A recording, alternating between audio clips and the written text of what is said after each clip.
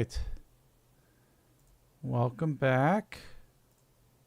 We are back.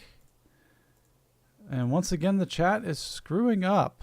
And I'm going to have to figure out how to fix it before we can actually do this dang thing. It is 11/19/2025. And if you can believe it, we're playing Rift once again. And if you can believe it too, part deux, the chat's working. So we're live. Thanks for joining. Thanks for clicking. Yeah, I made it back. This is last night I ended the stream. I said I didn't know if I would make it. There was a special event tonight. I saw myself on the big screen. I went to an event. I was in a documentary, and I went to an event at a movie theater where they were premiering it, and I got to see this big mug on a big screen. And it was, and this is the thing. There was a Q&A afterwards, and they asked. I got asked a question, and I think I'll give the most interesting thing that I thought about the whole experience. I'll share that. What I shared then, I'll share now, which was, to me, it was interesting that as I was sitting in the movie theater, I'd always thought that it would be weird or interesting to see yourself on the screen like that, to feel something or to be amazed or be anxious or self-conscious or any of that stuff. None of that was there. It was just like I was the thing. This is what I shared when they handed me the microphone for the Q&A. I shared that because the footage was from 5 years ago, and I said the thing that's interesting about seeing this film tonight was the me that was sitting in the chair watching it was more interested in what everyone else had to say and what everybody else's story was in the documentary, was more interested in that than his own. And I couldn't have said that 5 years ago. 5 years ago, I would have been hanging on every single word that I spoke. I would have been overthinking everything and obsessing about how, if what I said, what came out of my mouth was true or not.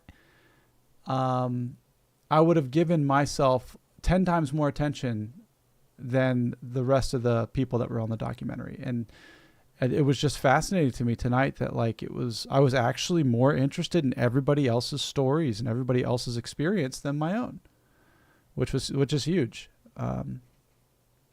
It's way different than I used to be. I guess I was in a lot of ways I was, and I didn't share this there, but I can share this now. But I think I was a bit self-obsessed in my early years, when I was really producing a lot of content and participating in artistic activities and building things. And I mean, when I was rapping, when I was producing the podcast, when I was producing the app, I was constantly enamored and amazed by me, by as I'm watching, I can see a picture of myself right here. I couldn't believe that I was the dude rapping on stage, or I was the dude in the contest, or the dude that was saying what he was saying and having these, what I would have considered to be deep thoughts or philosophical insights back then. I couldn't believe that the things that came out of my mouth were so endlessly entertaining to me that I was kind of obsessed with myself. And it's not that way anymore, which is kind of a bummer. I really did enjoy, there's so many episodes of the shows that I used to do that I really enjoyed hearing what I had to say, but now it's not like that, I guess. I guess in a lot of ways I'm a little more grounded today than I've ever been. What I saw tonight watching the documentary, it reminded me of how I used to be. I just really lived in my own head a lot of the time. And anything I did in actuality in my day-to-day life, in my experience, was anything I actually did was a result of what I had thought. So everything, whether it was whatever project I was working on or thing I was creating, all of my actions came from my own thinking. And in that sense, I was living in my head out loud too, because I was living and doing things that I was thinking of constantly. And it was all kind of, it was all my own stuff. So it was nice to be there. I was with there tonight with my lady and our boy, and I got to see all my old friends, and it was cool. And I'm glad to be here, glad to be relaxing. And I finally, there's something else that happened. I'm submitting myself to, I'm filling out like a Google form for this MMO YouTube channel. So I'm going to do that tonight. Give my perspective on like the different MMOs in the space. I don't really have much to say about any of it. I feel like I'm lucky because I'm not an end game type of guy. I'm not like I am kind of a min-maxer type of guy. Like I like to figure out my rotation and my play style. And like, if I'm going to be playing, I want to try to make it efficient, but I also like, I'm also like more into the actual journey itself and the experience of playing the game more so than getting anywhere or being the best or winning at anything. So really, to me, it's all about the experience anyway. So I don't know how much I'm going to be able to say about whether MMORPGs these days are good or not, or like which ones would I say are better than others. I mean, I bounce in and out of so many different games. I enjoy them for what they are. I don't know how we can hate on so many of these games. Like even this one, Rift, like when I started playing this, it was like I entered into this community that was very disappointed. They were very disappointed in the state of Rift as they were in the Rift community. And I'm just looking at it like, dude, it's just a fun game. Like, does it need to be anything more than what it is? And then the New World thing too, like, you know, New World ended all their updates, right? Like they're basically, they're not closing, but they're stopping development, like active development. And like everybody's all like super bummed out and being sad and moving away from the game. And I'm sitting here going like, I mean, it's still a fun game. Like, and I can't think of any of these MMOs that I've been at the forefront of the progression of them anyway. So I guess it might feel different. I might feel differently if I was like up to speed on the Final Fantasy expansions or up to speed on the New World content to where I was at the edge. I was at the very end game, but I don't think I've ever really been at the end game.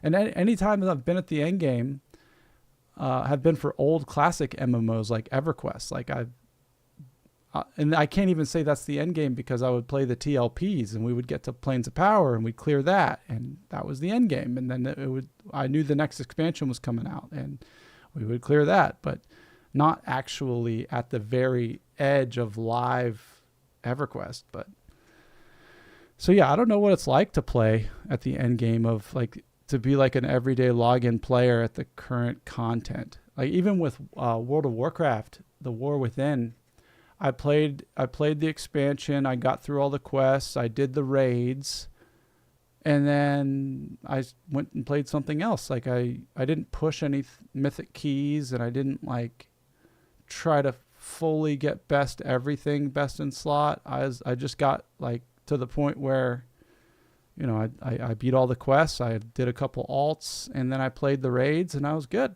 And I went on, moved to something else. So, yeah, I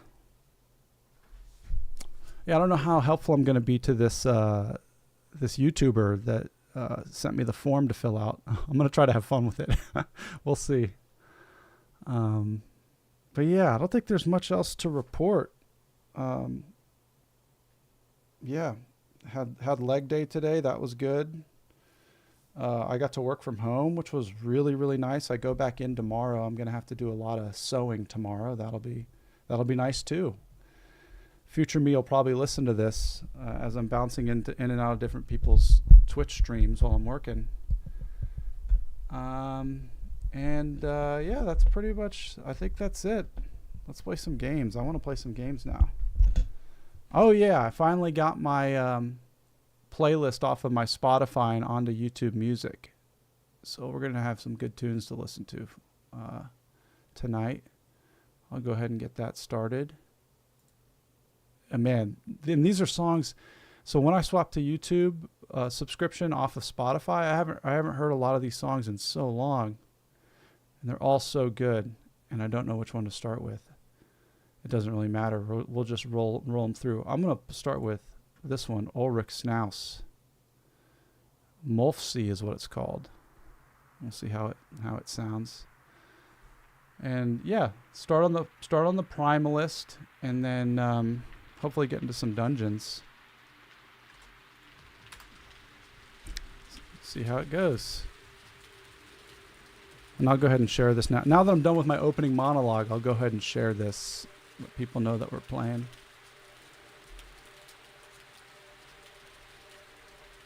The Iron Pine. Where am I again?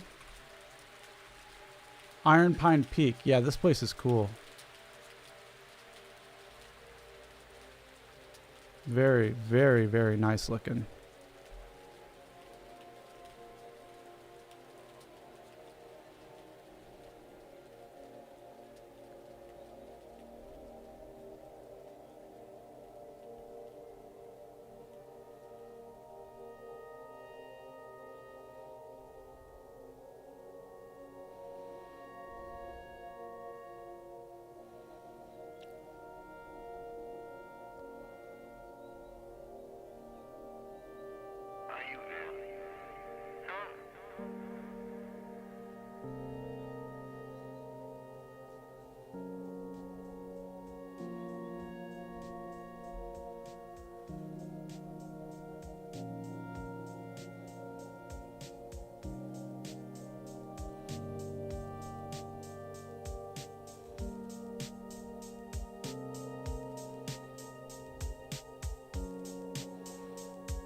Okay.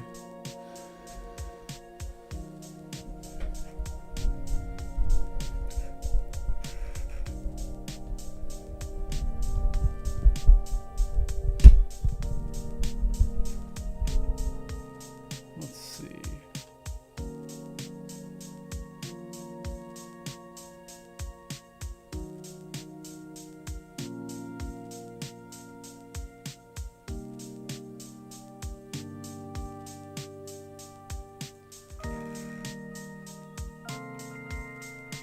Yeah, this is nice. Yeah, the music kind of fits pretty well here.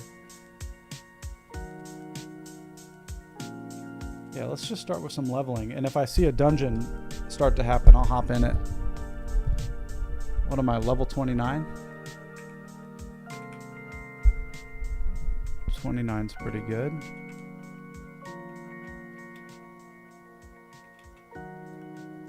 Oh, I should probably say the name of the YouTube channel that I'm working with. I'm doing the form with. Sawman UK. Really funny MMO videos this guy makes. Sawman UK. Let's warm it up with some of these guys. These invaders.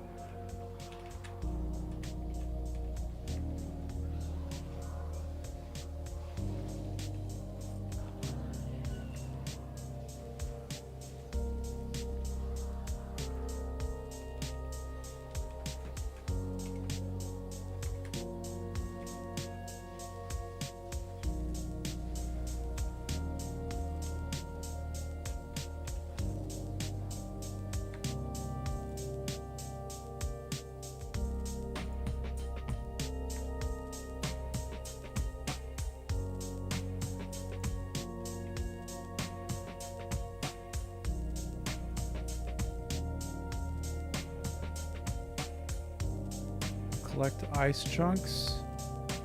Who's got the ice chunks? Probably on the ground somewhere. There they are.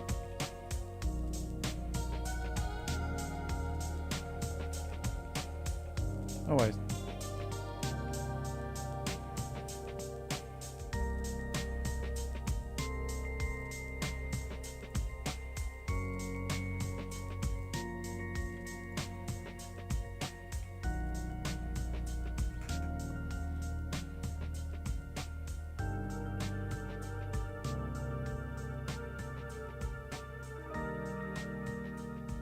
Yeah, I want to do a saga quest line like they're talking about in the guild. Hey, what's up, X-Fiend? How you doing?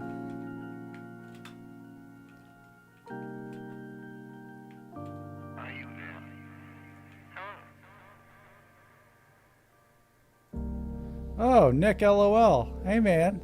Shirtless Nick. Feather in your cap Nick. You're not really gaming unless you got a feather in your cap. And you're shirtless. You may be gaming, but you're definitely not having a good time. Not as good of a time as you could be having.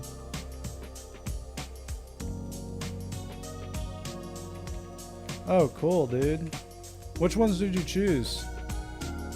I'm doing, on this guy, I decided to make him an outfitter and a enchanter.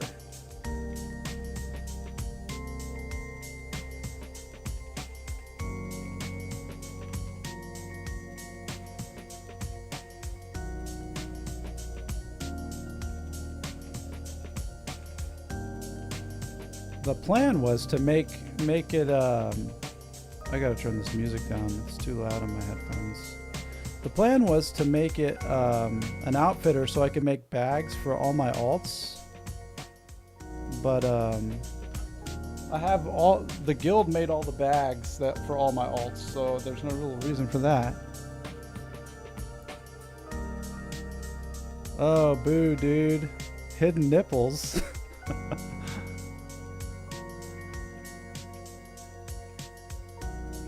Hidden nipples. It sounds like a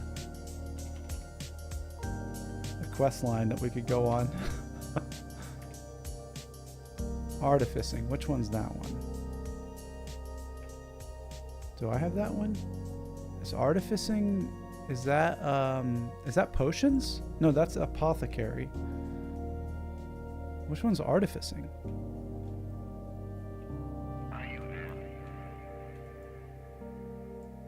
Yeah, alchemy might actually be the move.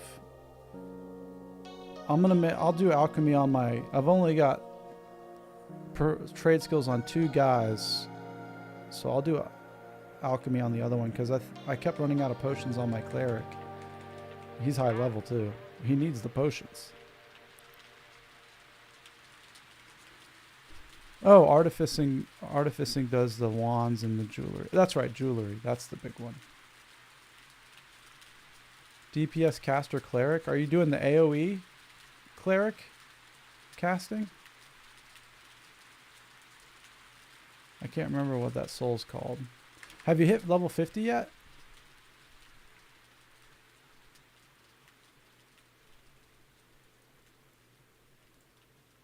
My guy's at 49 and like 1 bubble to 50. So I'm trying not to level him just in case I see like a raid rift or something. I get 1 more of those in before I have to park him.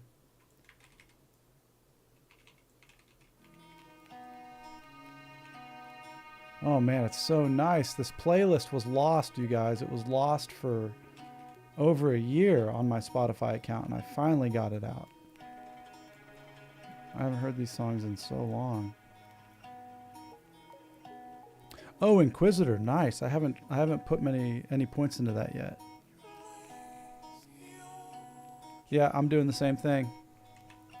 Extremely touchy. I played them last night because I needed planner rights to get that to get 7,500 for like the best source core thing, and doing that leveled me all the way through 49. So now I'm like, I barely have any XP to spare.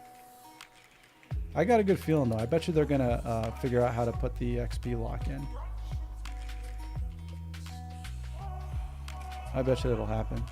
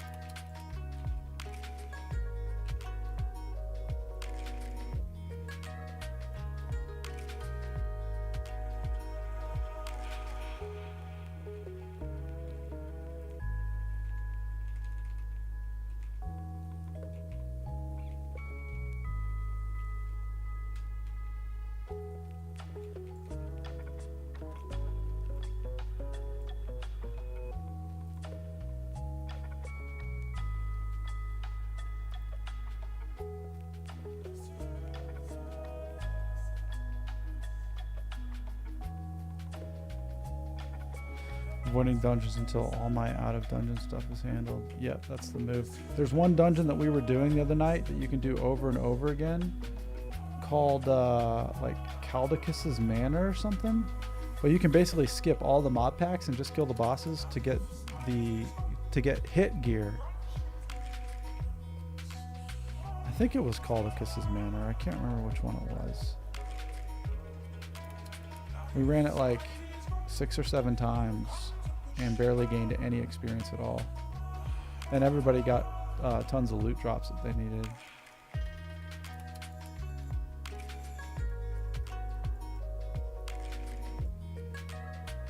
Discover Almost Fate. What is this one for? Glacier Back Howlers?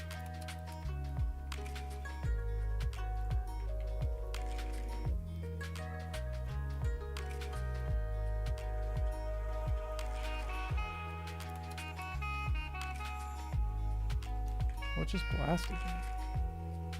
What was that?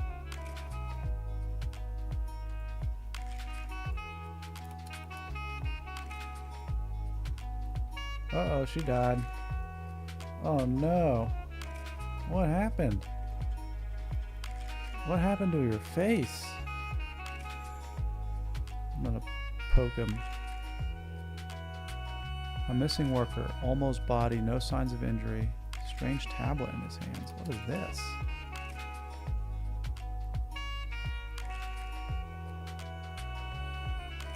Uncovering the path is imminent. Those who survive the path will know the danger within. Okay, a riddle. A riddle, you say.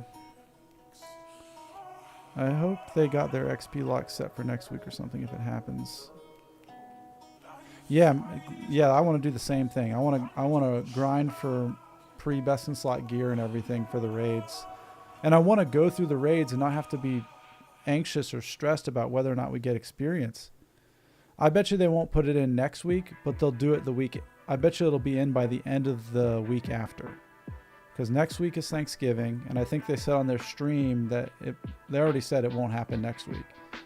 So I got a feeling it'll be the week after. It's like I don't know why they wouldn't. I don't know. Like, there's so much activity on this game now.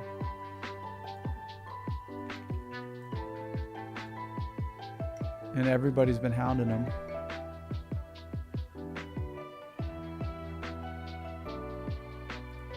Death for them and darkness for you.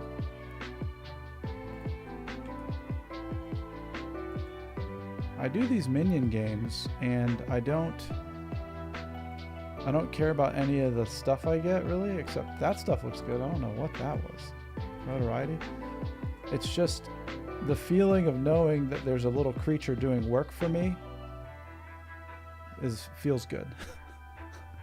That must be what it's like to be a boss. Just knowing you've got people just doing work for you while you're sleeping or while you're doing other things. It's a good feeling.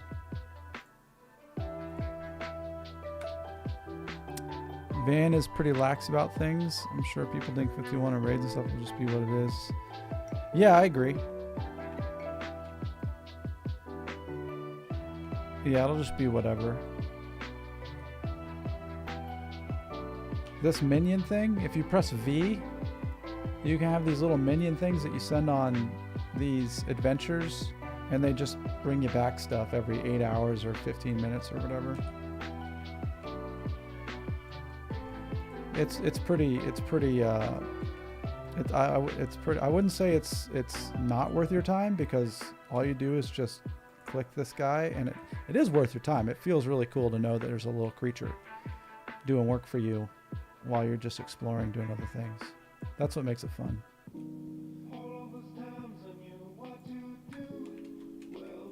It's just fun to know I've got creatures out in the wild doing manual hard labor for me.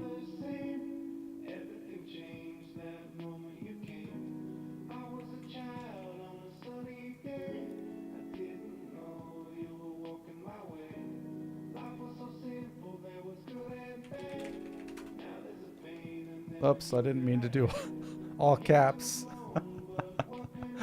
It really feels like someone's yelling when they type in all caps. It's so weird.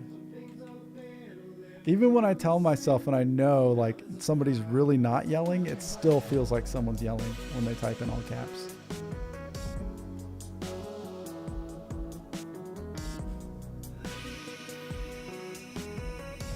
My first minion. You got one, dude. Congratulations. You got the shrimp.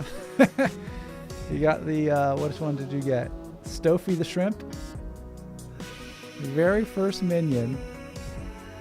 Oh, big upgrade. Frostbound Great Maul. Yeah, boy. That is big. That's an 11.4 DPS increase. I will take it. So the thing I don't like about having a wardrobe is, so I've got my wardrobe, right? I like set up his outfit and everything. But now when I get new gear, I never see what it looks like because he's wearing this wardrobe. So I'm going to have to take the wardrobe off, I think. I'm going to have to change his hat. That's a cool hat. I'm going to save that. So new hat, but I'm going to take the wardrobe off. Yeah. See, look how much of a rapscallion he looks like. Like, this is just what I'm just the gear that I've collected. I think it's, yeah, because that way when I just got that new hammer and it'll show me, yeah, what it looks like. Yeah, I'm gonna actually not use the wardrobe.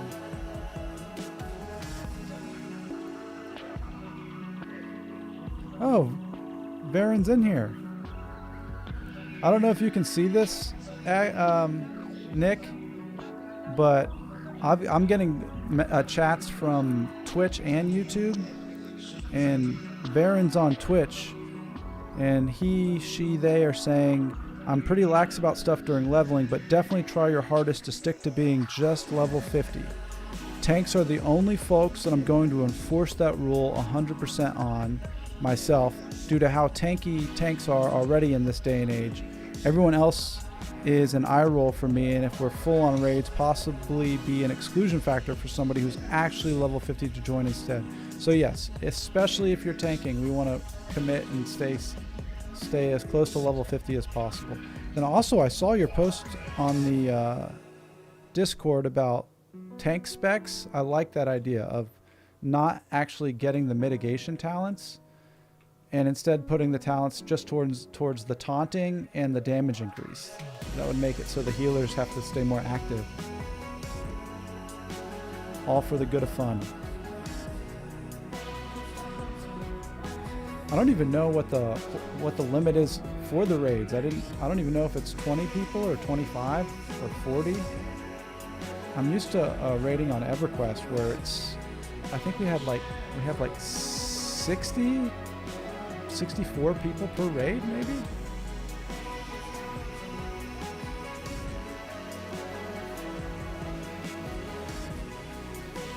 $10 for some, $20 for others. Okay.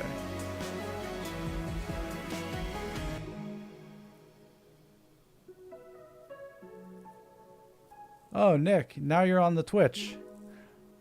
Yeah, I always end up, I don't like the ads on Twitch, you guys. I don't like the ads. I think it's annoying when they like stop I'm like trying to watch somebody. Like it sucks because I'll like click somebody's stream. I want to watch them and I won't even get to see what they're doing before I sit through a 1.5 minute long ad. But I also think that my phone listens to me, and I think that I complained about that the other day. So when I was watching Broken Stoic stream, I got no ads for some reason. Everybody was getting ads but me. So I think I think that Steve Jobs is listening to me through my phone, like a guardian angel.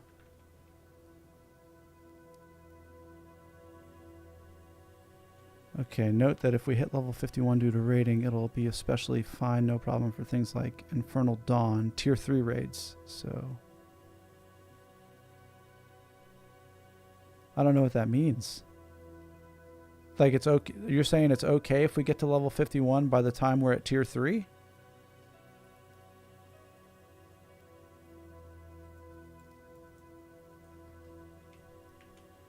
Free turbo. Maybe I have free turbo. I just don't even know it.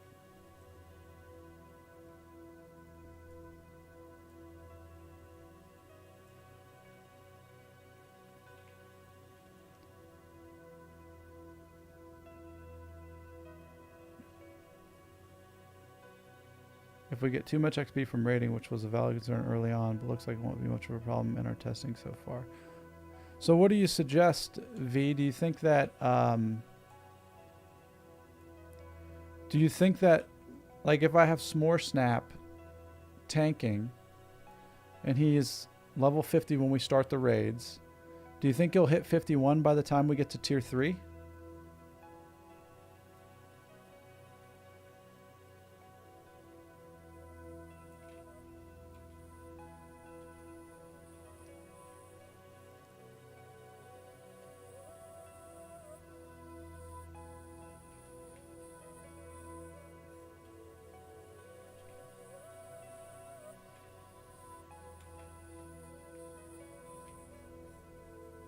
Hey, there's a Riftwalker right here.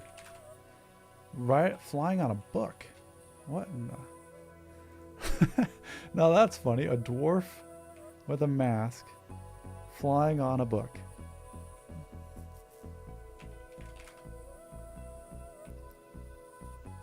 I don't think anymore they'll hit 51 for tier 3, but I used to. Oh, nice. Okay. Still going to be a little bit more lax by the time we get to tier 3, but still ideally wanting to stay at 50 as long as possible. Yeah, I'm going to have plenty of level 50s, I think.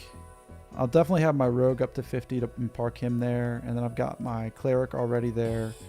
This guy, I'm just going to... He's my just normal...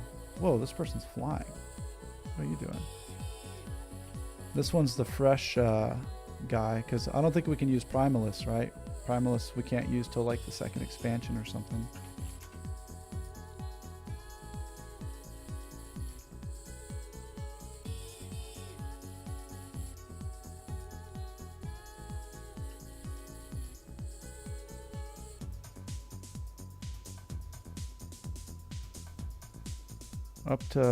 Up to you if you hit level 50. Don't end up with 90 hit. So 90 hit is the requirement. That's good to know.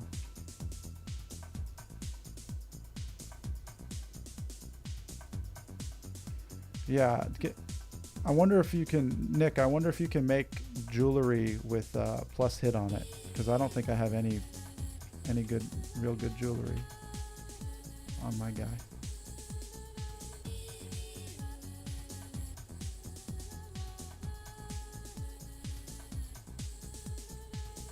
Okay.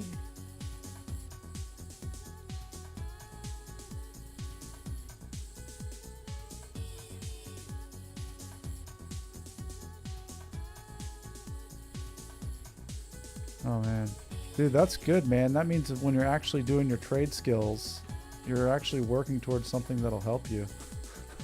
That will be personally helpful.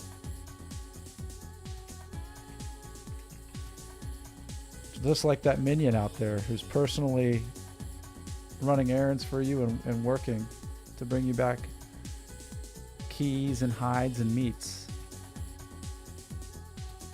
Oh sweet, I found a new porticulus.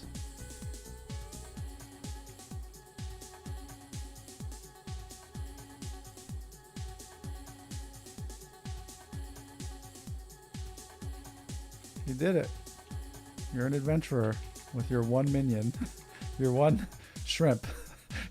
What the heck do you think that shrimp is doing out in the wild, hunting and gathering?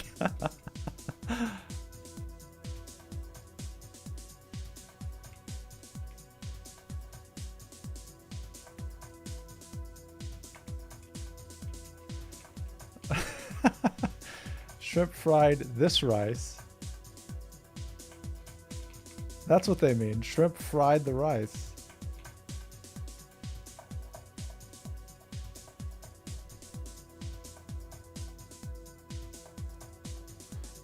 Did I just rescue somebody? Yeah, that person was in the snow. Avalanche victim. Oh, there's another one. These guys got knocked out.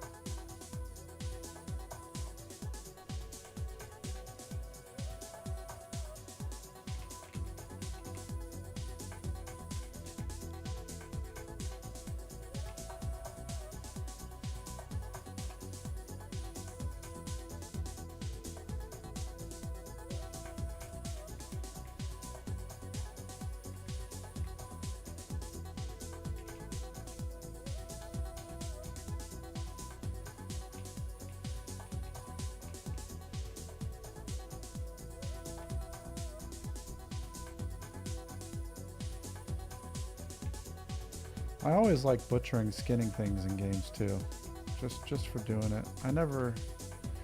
It's not common that I actually make stuff with the stuff, but I just like doing it.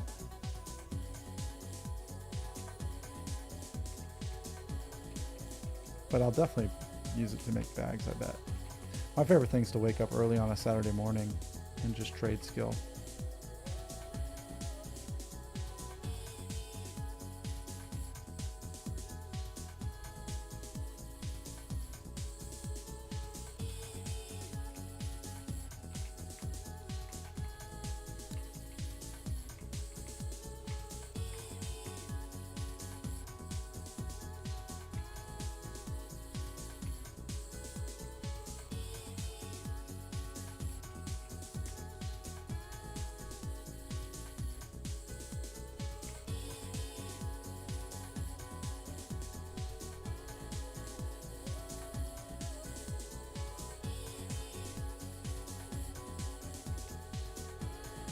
You might recognize this song from two films. The first one from the final scene of Mortal Kombat, the first Mortal Kombat movie from like 1996. And the other movie that this song was featured in was a movie called Hackers from even earlier than that, like probably like 94. Halcyon On and On by Orbital.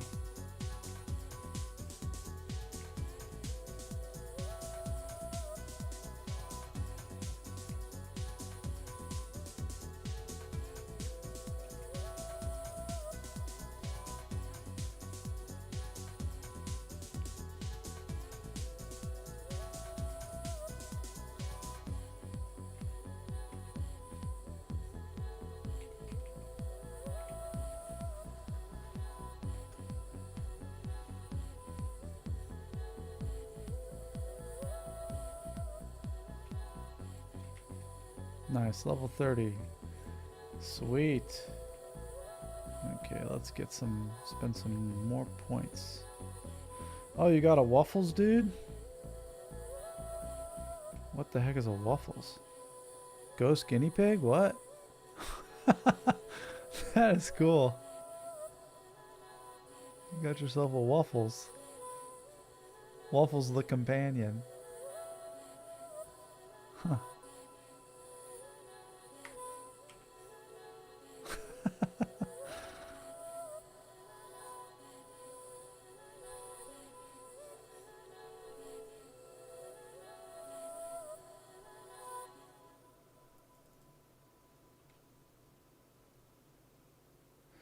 Which one's Lashing Wind? Okay, Earth Damage, boost Lashing Wind.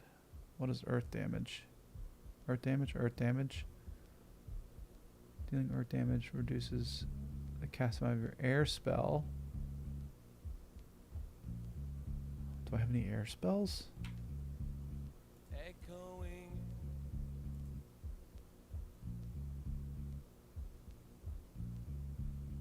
Echoing in my I don't think I have any air spells.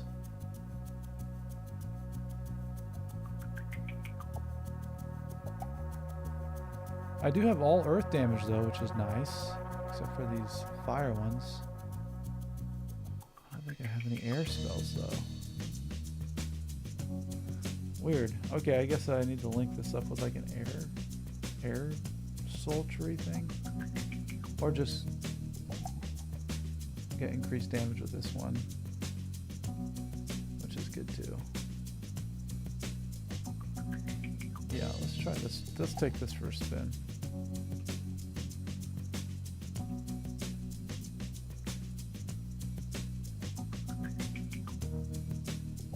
Refresh Riftwalker.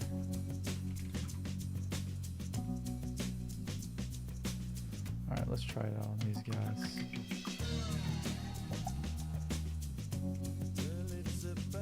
Oh yeah, that's pretty good. How many times do I have to hit with it?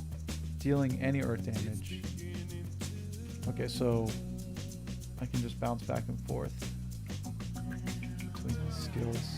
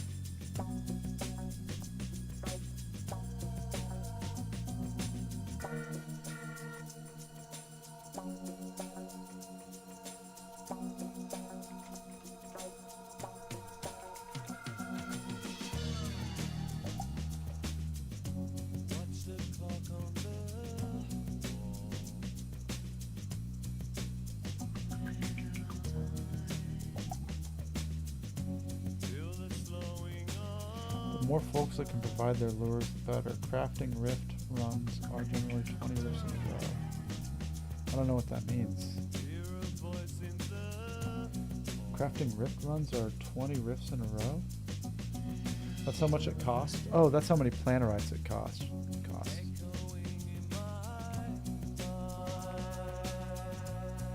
Yeah, I heard they're kind of expensive for the raid rift lures.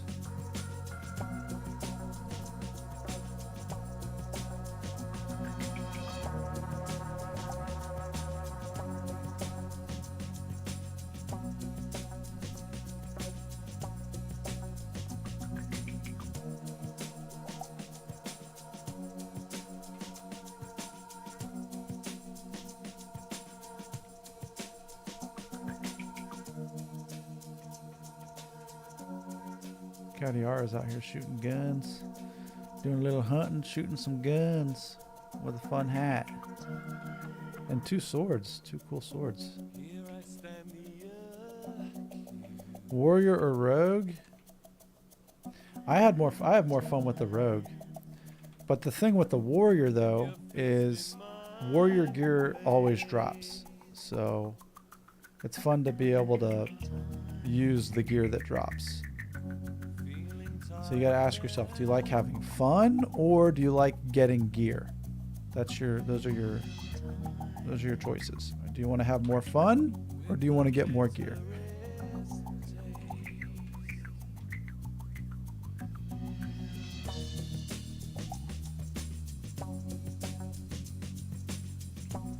Oh, Varen the statistician. If that's the case, Varen, I'm not seeing it. All I ever see are warrior plate drops.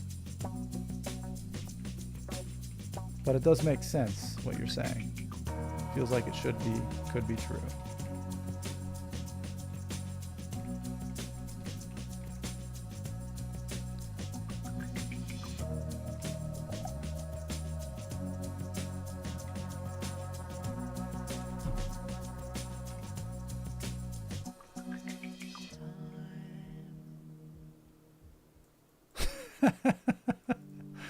Yeah, that's got to be it.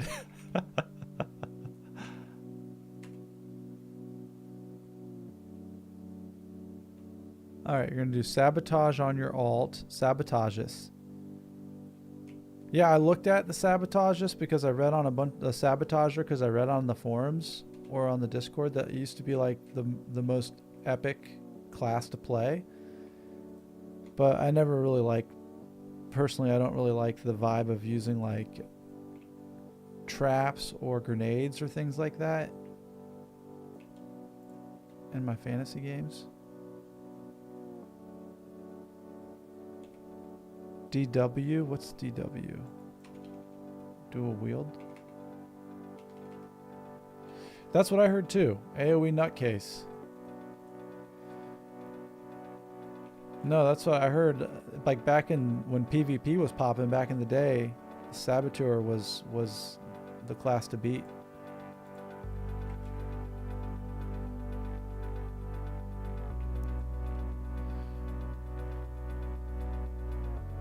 Oh, don't worry. I thought it meant dual wield. Or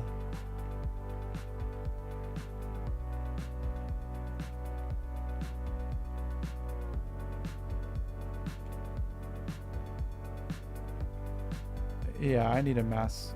Also macros. I haven't even looked at macros yet, but apparently everybody uses them. And I don't quite understand them. Like, from what I'm hearing, you can make macros that will do your rotation for you. So you just have to press one button the whole time, like you're playing World of Warcraft Burning Crusade on a Paladin.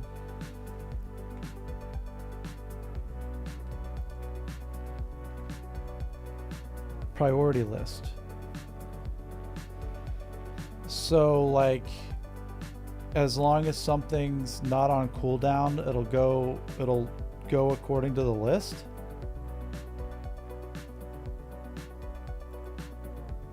Is that basically it?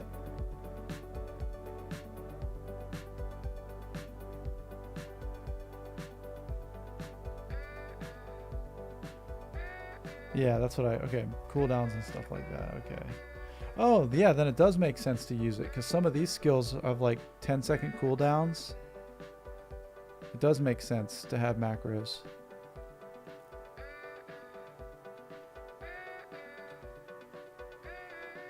Let me do it. G invite nickel Mao. Mao.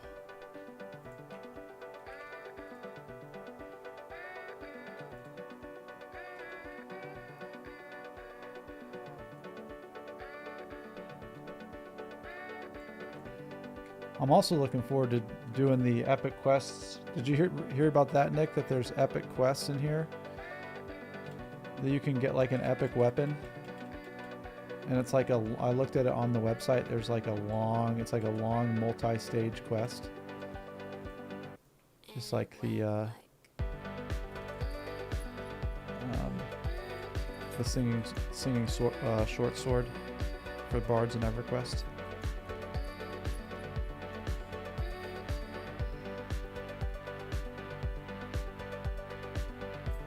You can. There is a command for that. Import UI, export UI, yeah. I think export is the one that actually brings it to your new character. Export UI. I wrote this down. I'm looking at my phone.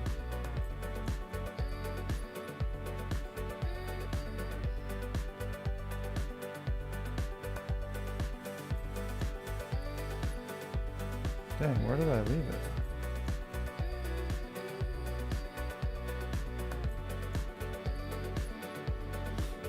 / join cross events. Okay, never mind. It's import UI.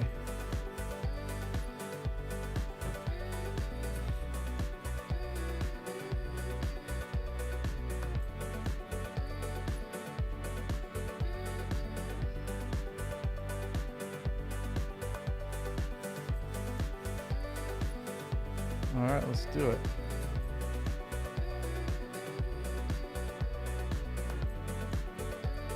Wait, am I supposed to follow him?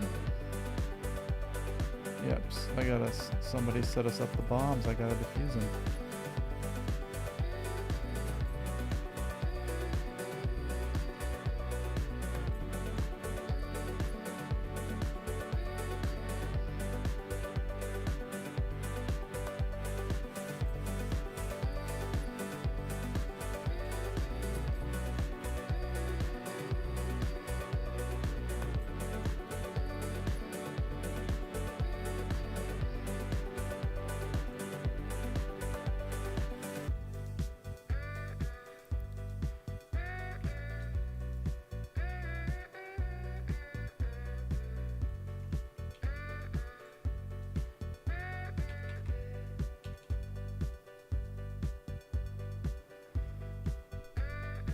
Allows the use of aftershock.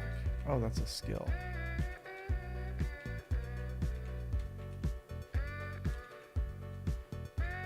Pretty good skill too.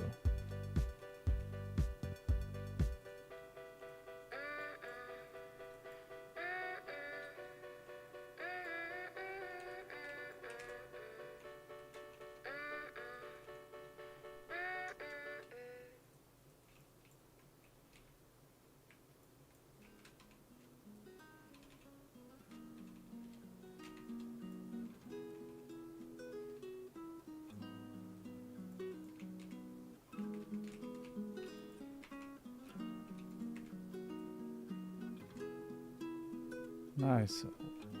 Diffused them.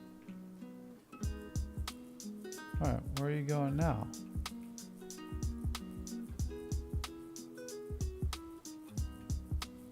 Looks like he's ready for anything.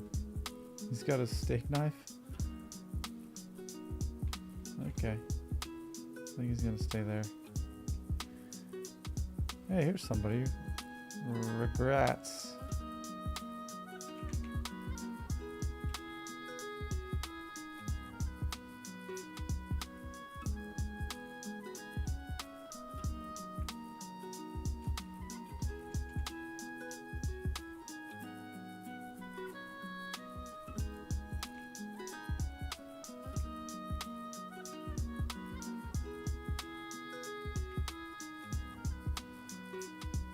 This is, I guess this is the spot up here in the Iron Pine Peaks. Ooh, what do we got here? Yeah, I'll lose the dex and the dodge for the physical crit. Don't mind if I do. Journey to the city of Whitefall. See what they need.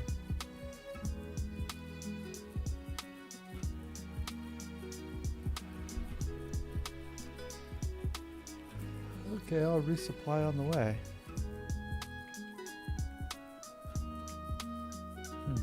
Should I go back to town first? Before I go? I think I'm good.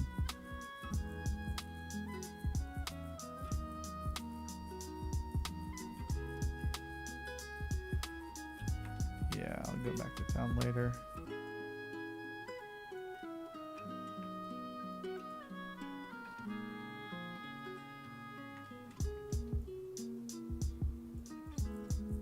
Oh, nice. My girl is practicing her Squid Games audition. She's working on like she's got a camera up and she's practicing her monologue to try to get on the Squid Games season 3.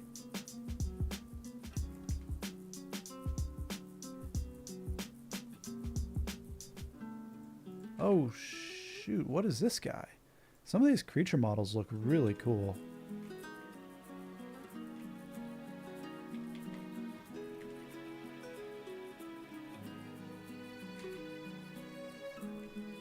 Yeah, that's pretty sweet.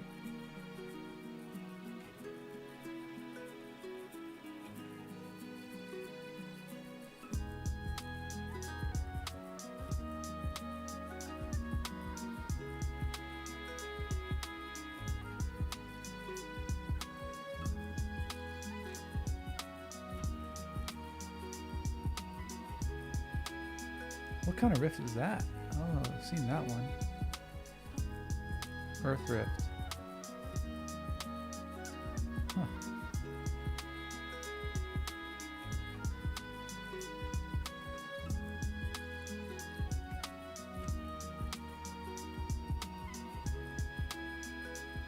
There's gonna be another one of these Death Angels or what? I guess not. Oh, there he is. I also like how we all have the break crowd control button. It's good. Very much approve.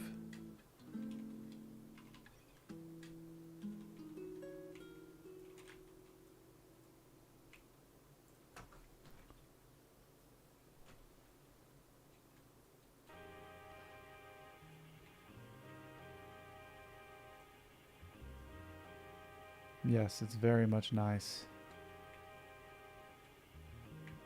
Yes. Yes.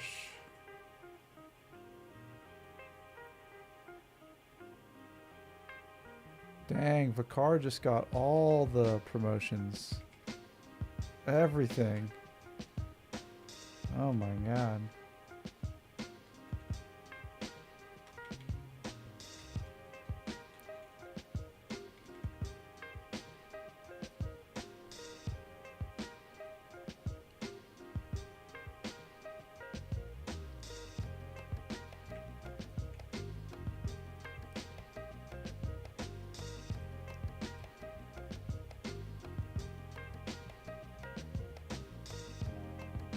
Is this a town? This is a nice town.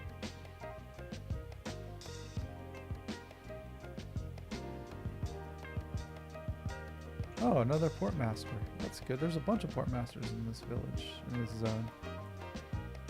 Whitefall, okay. This is like the main town. What kind of stuff do they got for sale here? Upgraded core source. I mean, can't use that yet. Alright, I need 7,500 again for this guy.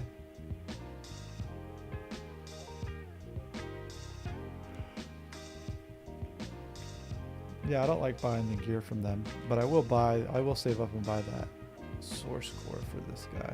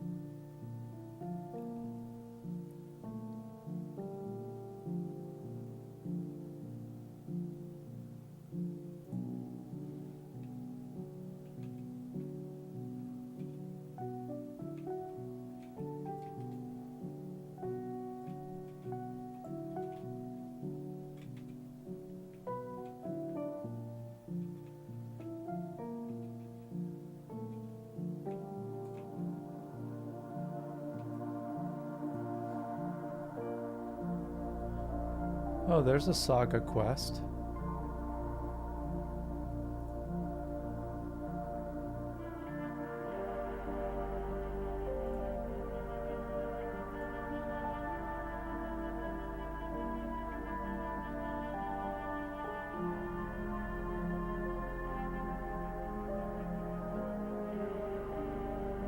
Okay, earn the trust of the Ice Watch.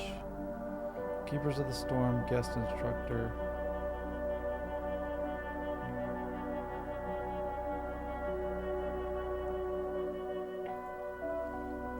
Okay.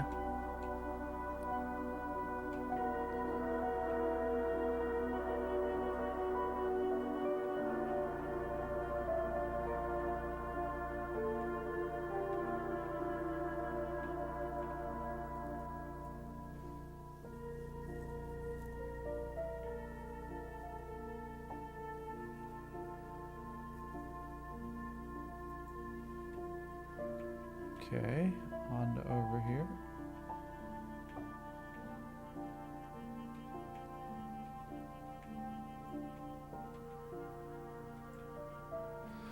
That was, and this is, what we're listening to is from the movie Donnie Darko, from the soundtrack. Artifact in the Living is what it's called. Very moody, very atmospheric spookiness.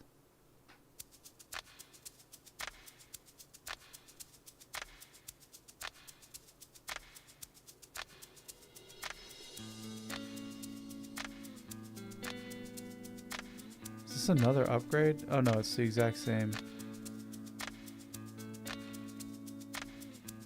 Yeah, shout out to JG. Jakey Gillinge.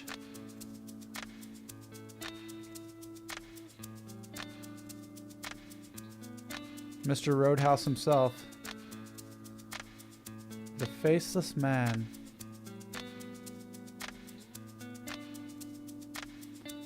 Alright, retrieve the Ice Watch weaponry. Standing on it. Dude, Nightcrawler was amazing, wasn't it? I forgot. Yeah, people don't talk about that movie. That movie is really good. I thought that was one of his best roles, and it was like American Psycho. It was like a new version of American Psycho. I really enjoyed it.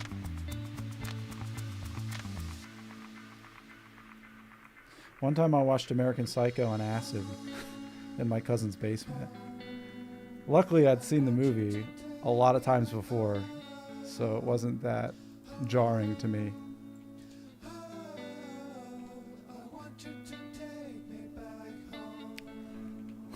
Yeah, let's see Paul Allen's card. I have to return some videotapes. End of Watch, is that the one where, is that the cop one where he's with the Mexican dude as his partner? I think I remember that one also. That was also good.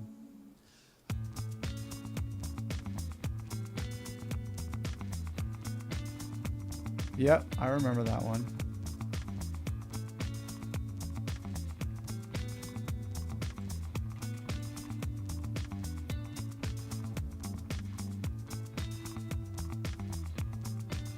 How the hell do I get these weapons? I don't even know. What am I doing wrong here? Retrieve the weaponry? Follow the red glyphs on the ground. Okay, I'm an idiot. I'm just not paying attention. The Machinist is great too, dude. You've got good taste in movies, man. That's a winner. Starved himself forever for that role. You ever seen Gummo? Harmony Korine? The guy that wrote Kids?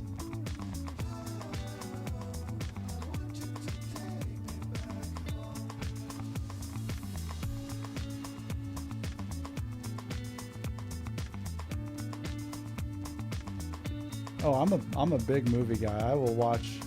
One of my favorites is There Will Be Blood. Like, that one's, for a lot of people, that one's kind of tough for them to sit through, but I love it.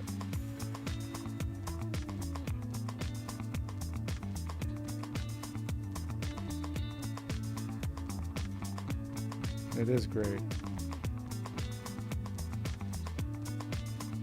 Yep. Daniel Day, I consider myself an oil man. This is my son, H.W. I drink your milkshake. I drink it right up. Whoa, what is this? Is this a PvP? No, it's not. Gangs of New York, yep. Crushed it in that one.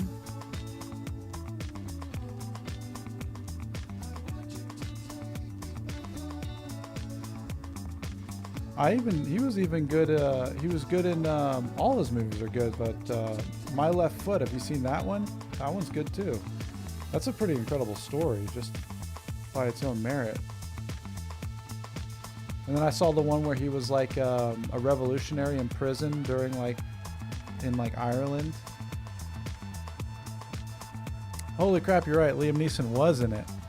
He was at the very beginning. He was Leo's dad. Also, Leo is one of our best actors too, which is odd to say because I like the way that Leonardo DiCaprio acts is he's always Leo. It's not like he's acting as someone else, but what he does really well is he embodies emotional states and communicates those states very, very well. And it feels like it feels like he's really going through what he's going through when he's on screen. Basketball Diaries with Leonardo DiCaprio, like that one, when he's banging on his mom's door, I just need some money. Like, that's like the realest, most honest depiction of what it's like to be a junkie, is him crying on his mom's door. Just open the door and give me some money. Yeah, that's exactly it. He's always Leo, but you believe him. You believe him. Like when he's in Blood Diamond, that's a different Leo. That's not the Leo in the other movies, but also the same Leo.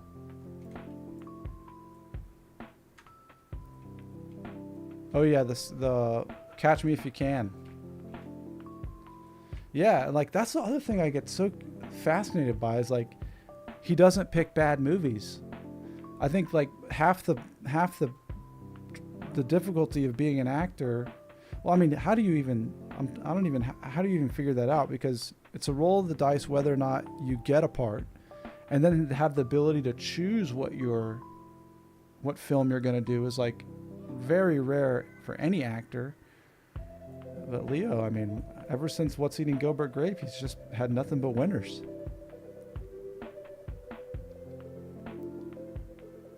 Yep, Shutter Island. Yeah, he's completely different in that one too.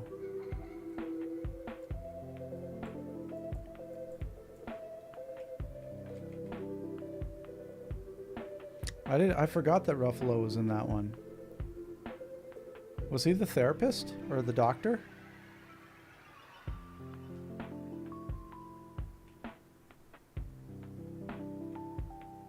His partner. Oh, that's right.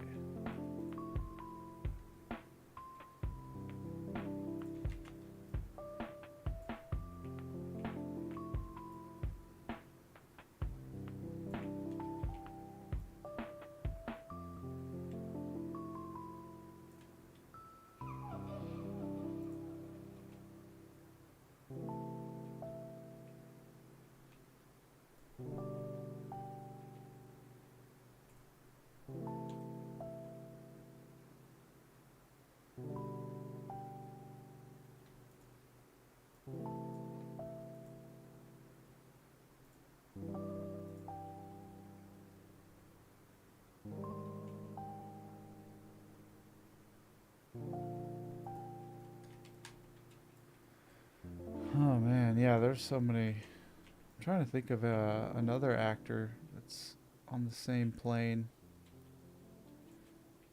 Oh, Philip Seymour Hoffman. Doubt. Him and Meryl Streep. That movie is really good too. Oh, Proximus, you're good, dude. You got it. You got plenty of time. It doesn't take that long to level.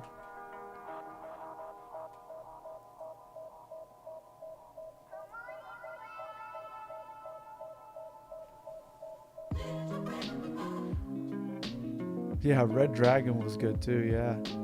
You know, he was really good as Truman Capote in the Capote movie.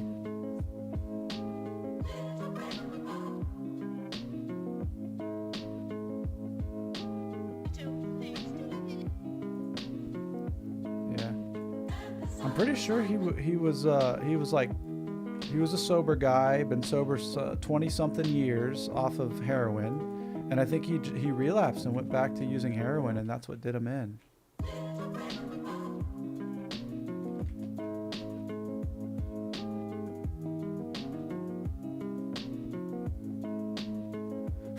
he he was really funny in Along Came Polly too when he's doing the nothing but net shooting the basketball.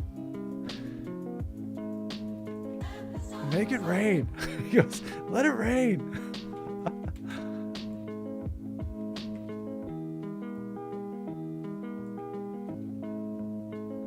Let it rain.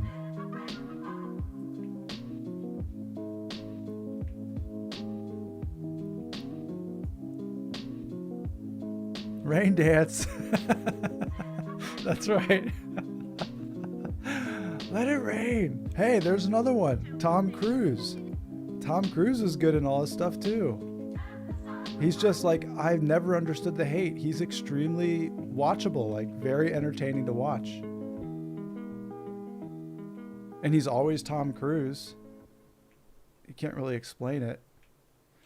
There's a movie from like the late 80s called All the Right Moves where he's a high school kid and he's trying to earn a football scholarship in like a small coal town. And I always think of that movie when I watched War of the Worlds the other day. We watched it we watched it in the living room like 2 months ago, maybe 3 months ago, and that held up too. I was like, dang, Tom Cruise is acting the shit out of this movie. Yeah, 2000s War of the Worlds with him and that one, the little girl, you know, that was all the rage. Hansel's so hot right now, that little girl. When everybody, Dakota Fanning, yeah, so hot right now. That's it.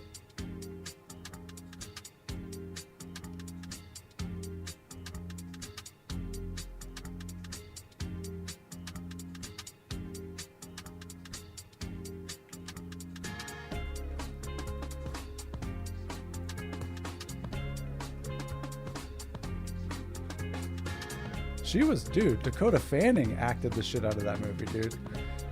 She was extremely believable. The hype was real for her.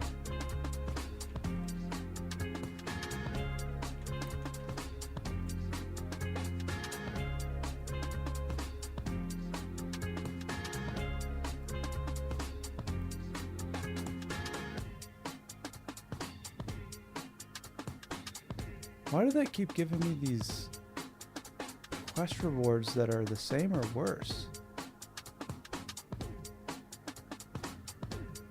Very weird.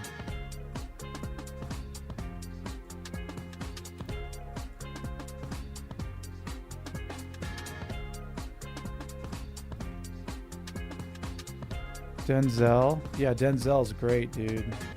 Training Day. What else has he done?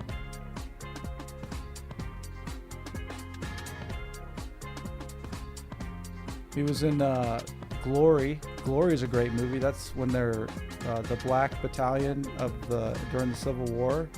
Matthew Broderick and then Denzel was in that. Man on Fire. Remember that? Dude, I got a good Remember the Titans story. Prime Nerf. I'm level 30 on this guy, but my main is parked at 49. My cleric. So I'm just leveling this guy up. But I've got a good Remember the Titans story. So this summer, one of my buddies hit me up and let me know they were doing a PvP server for Classic EverQuest. And I'd never played EverQuest PvP like in adulthood. Like I dabbled when I was maybe like 10 years old. I got on the server when they were like actually live, but I've always wanted to do it. So he invites me to the server. It's a private emulated server and we're doing EverQuest PvP. And I join him. I join a guild with him, and we're all. The name of the guild is Team Rocket, and so we all picked out Team Rocket Pokemon names to be. And so we're running around Castle Mistmore late at night. It's like the second night of the server being opened. We're all like level 20 already because the guys I play with are like super hardcore, and we're just killing like the named mobs and getting all the best loot in this zone. And all of a sudden this character, this gnome, comes in the zone named Cochiost and starts pulling all the mobs and basically just suicide bombing us as often as he possibly can to ruin our day. And he's shouting random stuff in guild chat, or not guild chat, in OOC. He's shouting things like pain is the motivator, and winners don't take losses, and just random quotes. And I'm like, what is going on with this guy? He was like, we would kill him and then he would respawn and he'd run back in and suicide bomb and try to mess us up again, and he would just do it over and over and over. And we noticed that he was in a guild called TC Williams. And then like 30 minutes into the night when this is happening, we're just like, this guy is literally, we thought it was annoying, but he might be the greatest person that's ever played this game. We realized that he was role-playing as Coach Yost from Remember the Titans, and the guild that he was in was TC Williams, the high school. So he'd just been shouting Remember the Titans quotes at us all night while suicide bombing our camp. Yeah, I didn't catch it. I thought it was Coachy. I was reading it as Coachy Yost, and I was like, what the hell is TC Williams? Like, who is this guy? And then somebody's like, I think TC Williams is the school from Remember the Titans. And then his guild was all people from Remember the Titans.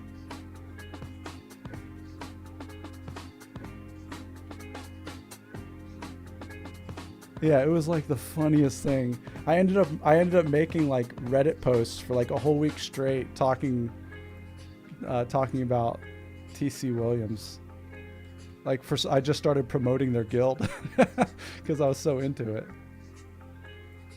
Yeah, because they would take these pictures, they would do like these formations and stuff.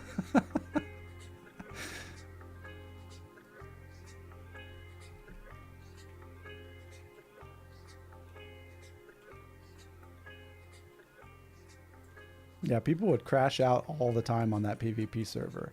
People would get mad. They would be upset. Arguing back and forth.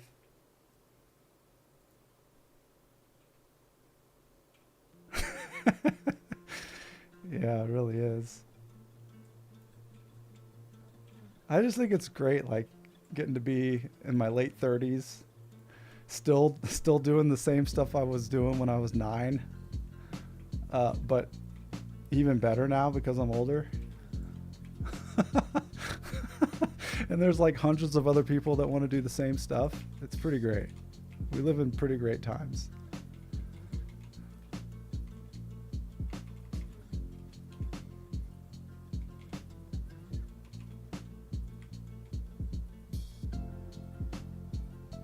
Lineage too.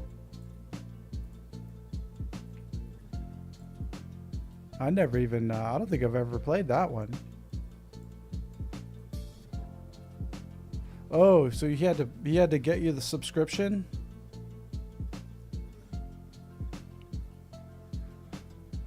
Yeah, I'm 38. Yeah, my first one was EverQuest.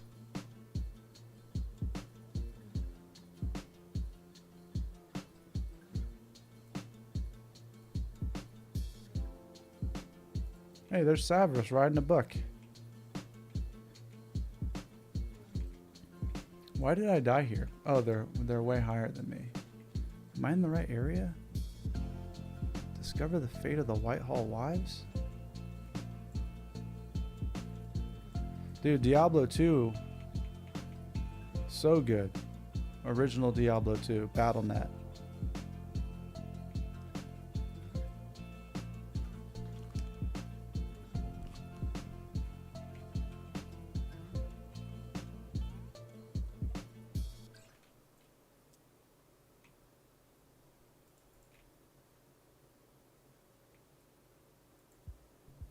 Okay, those guys are like ultra red cons.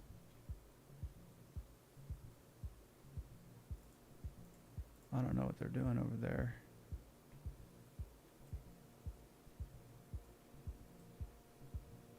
The fate of the Whitehall Wives.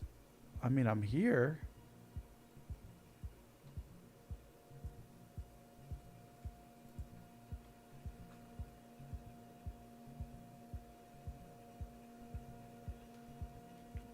Okay.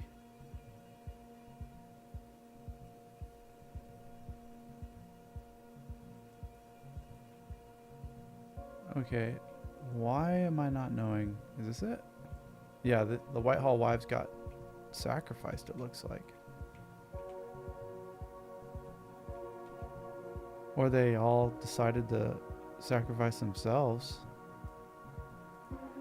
Oh, axe to the back.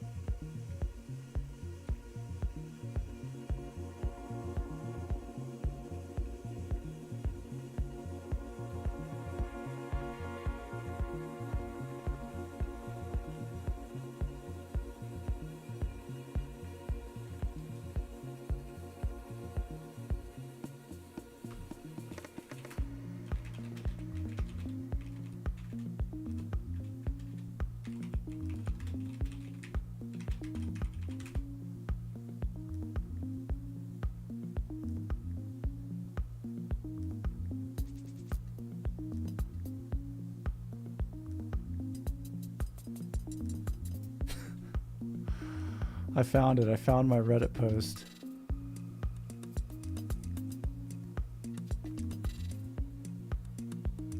This actually happened and is still happening. Hold on. Let me see if I can.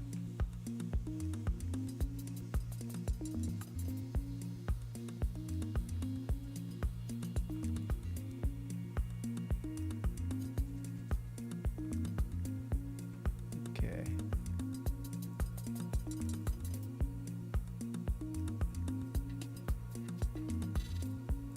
Okay. There's a wizard named Coach Yost who's leading a guild called TC Williams. Last night he charged me and my group totally outnumbered 10 to 1 in crush mode. He would die, run back to nuke us, and die again over and over while we kept killing him. Eventually the rest of his guild showed up. They would say random things while they were dying, like water is for cowards, and I think this is a very good time for prayer and reflection. After a few hours of this, we finally put the pieces together and realized Coach Yost is the coach of the TC Williams high school football team from Remember the Titans, starring Denzel Washington and a young Ryan Gosling. These guys are a Remember the Titans RP PvP guild. This morning I logged in around 8 a.m. and zoned into Crushbone, only to find Coach Yost standing between two orc centurions lighting a firebolt to blast me back to bind. And I gotta say, the most fun I've ever had on EQ. And that is true. I woke up the next morning after like 3-4 hours of sleep, like no sleep. We were up all night doing this. I wake up in the morning, I zone in, and he's literally standing there and just starts throwing fireballs at me. Like he never left and he never slept.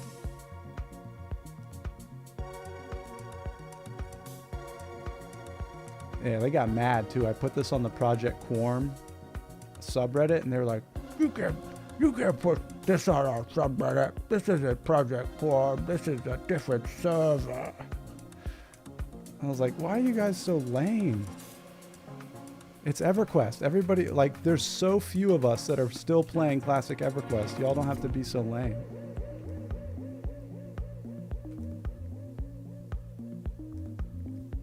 But you're not talking about Quorum.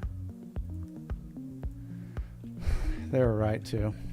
It was a Quorum subreddit. It did not belong there. I was wrong.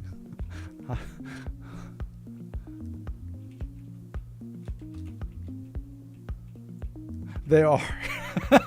They are absolutely the type of people that vote no on X people. Yeah, like the actual community manager says, hey, like we might actually develop something for you guys. Would you like it? And no. We've been here for 10 years and we're angry.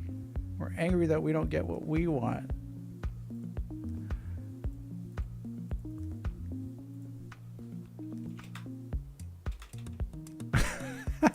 You mean you want to do something to improve the game? No. We like complaining. We just like existing in an online world with no changes, no development, and we like to just sit around and complain. We prefer that. Leave us alone. It's like that scene from Rocket Man. Yeah, no fun allowed. It's the scene from Rocket Man when they put him in like the time capsule thing, like the chamber, the isolation chamber. And he's there for like 24 hours and they open it and he's like, can you close it? I'm only on the second act of my sock puppet show. I've been talking to myself in here. Just shut the door. I don't want to come out and experience anything different.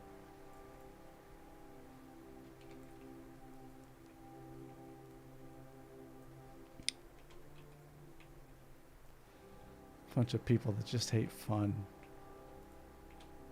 And that's like the perfect. I had this realization that like the hardcore EverQuest players, what they're really doing is they're trying to min-max and macro as efficiently as they possibly can to be the best EverQuest player. And to be the best EverQuest player means you're not actually playing EverQuest. It's so supremely automated that you don't actually have to play the game. And that's what makes you great. That's what makes you a pro and efficient at it, is when you literally don't have to do anything. You're so coded in.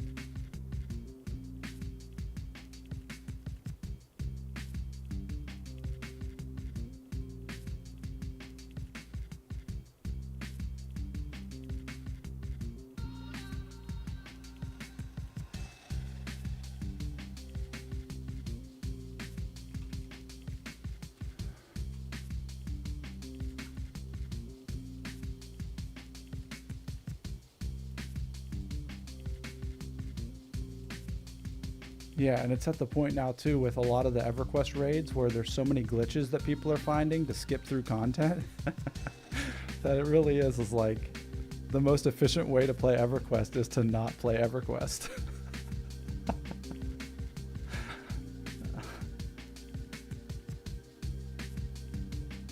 What's going on? Why is none of my stuff on my map here? Am I even... Oh, there we go. I was bugged or something.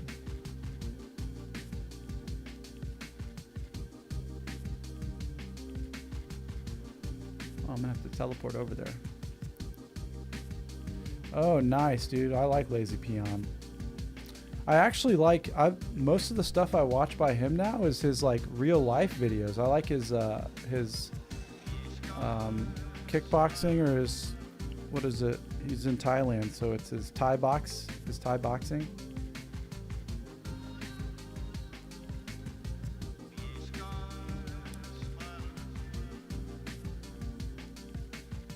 Wait, you went to, oh, the guy that does Dead Games, is it the guy that covers the, it's a pirate theme, isn't it? I can't remember his name. No, it's like a spy theme. He's like the detective. The dead game detective. Is it that guy?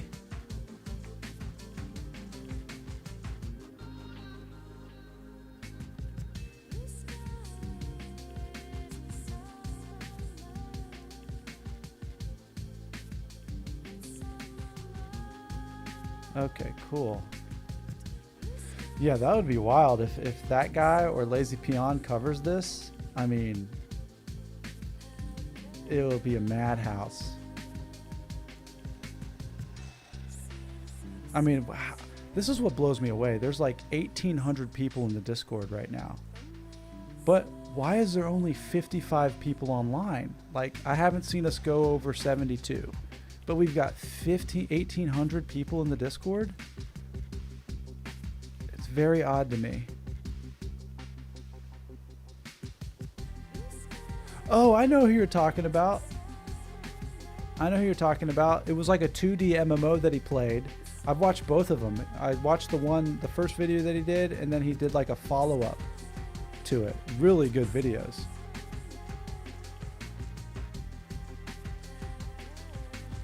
Time zone and work. Some doing their level 70 raids. Weekly reset. Still, like, if we've got 1,800 in the Discord, you would think that the guild numbers would be in the mid 100s at least, or 200.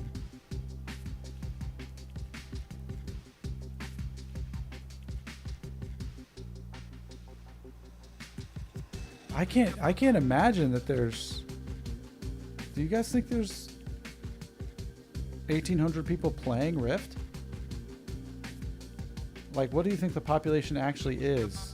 Before, what was it like? What was it before this event? That's what I'm curious about. Because I know the Steam numbers say something like 200, but I think you can't really rely on those because a lot of people use the client.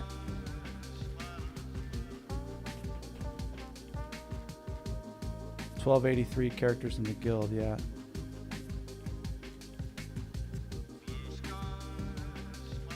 Low level was completely dead. Yeah.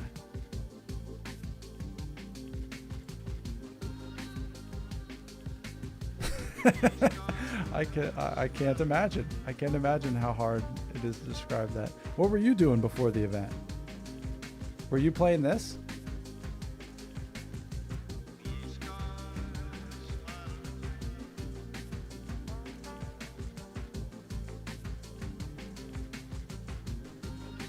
Yeah, same here. It's like a new game for me too. Are you up to date on FF14? Did you do the Dawn Trail expansion and everything?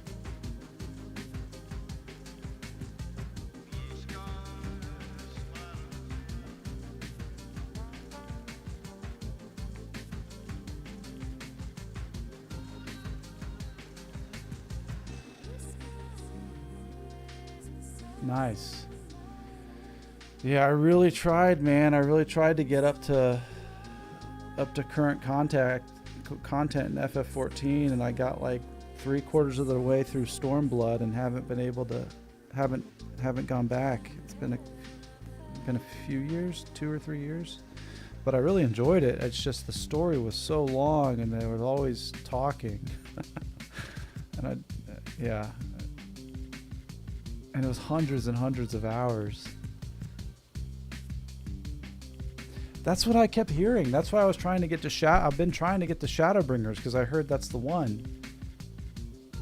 And I liked A Realm Reborn. I liked the Heavensward with the dragoon guy. That was sweet.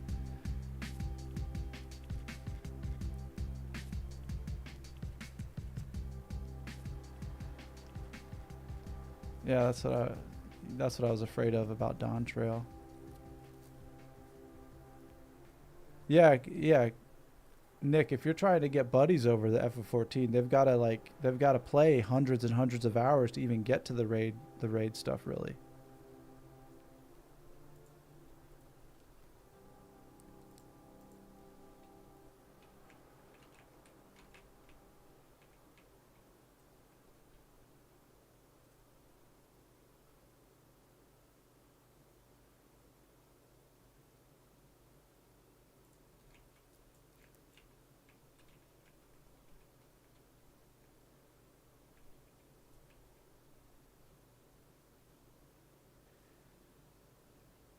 Oh, nice. I'm on the quest for the epic quest thing that I gotta do.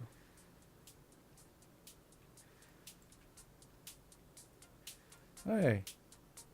There you are. What are you riding there? What is that? Whoa, where'd it go? Is that a shark? Wow. That's the coolest mount I've seen yet. It's like a shark crawly. And you got pretty cool gear there. You must be level 70. Oh, no. You're 38, but you've got your gear from your other guy, I bet. That's sweet.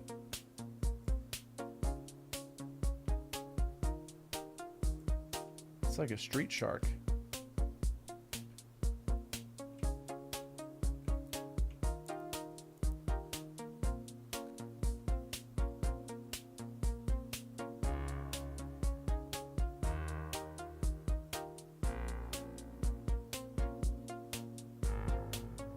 Oh, nice. 125% in water.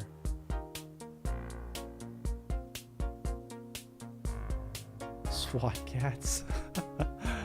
I remember Darkwing Duck. I also remember the what's the one, DuckTales, when they're swimming in the money. I always remember that, like swimming in those gold doubloons at the beginning of that show.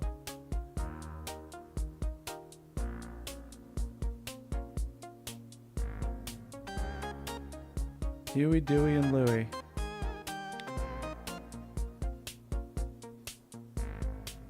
DuckTales, woo!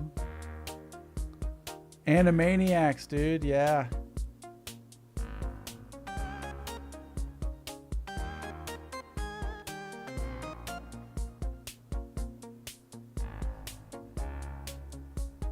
Shadowbringers, too.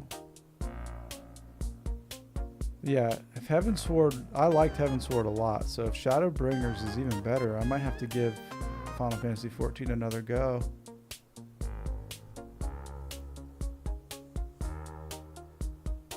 And it's pretty cool now, I guess you can pretty much solo everything, all the dungeons and stuff.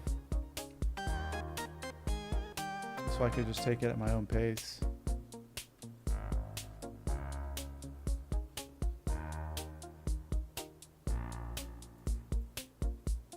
I did try to play Final Fantasy XI again earlier this year, or late last year. I hadn't played it since it was originally out, and I couldn't do it. It was the controller. I didn't have the energy or the motivation to figure out the controls.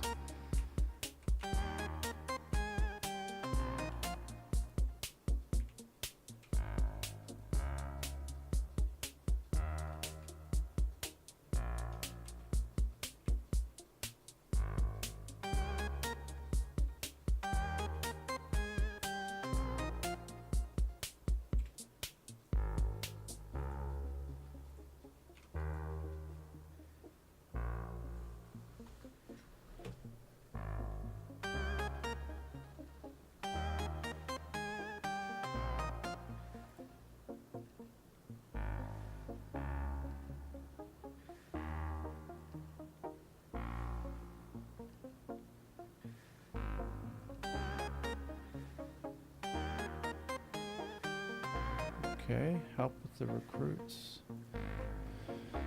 Yeah, the thing about Final Fantasy 11 was I kept watching YouTubers talk about their experience in it, and I really enjoyed it, their videos. And I was like, man, I want to have some adventures in Final Fantasy 11, but I didn't have the I didn't have the gusto to get it done. Stuck. Does it get easier?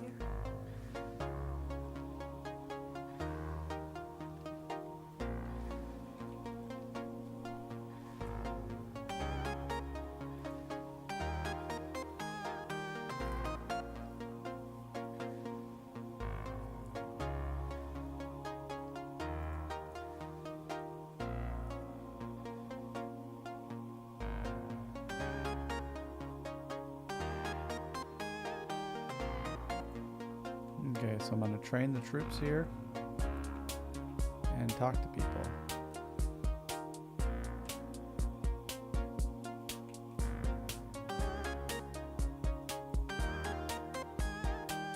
Oh, what is this? Is this a minigame?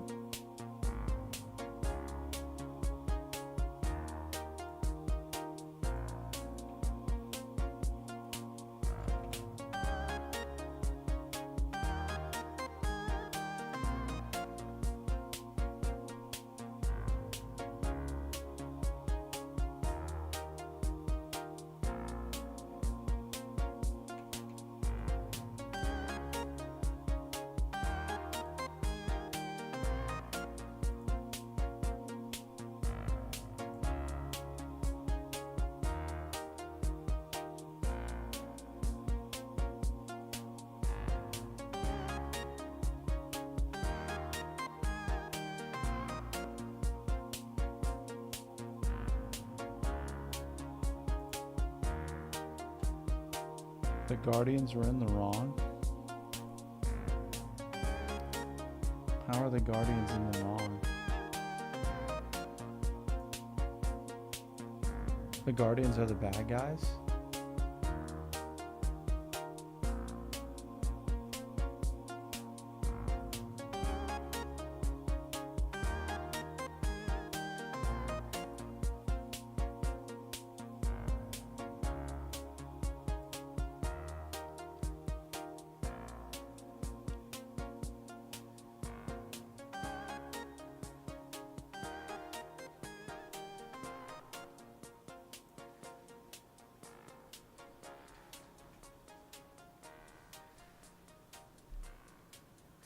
Tech Noir. Tech Noir.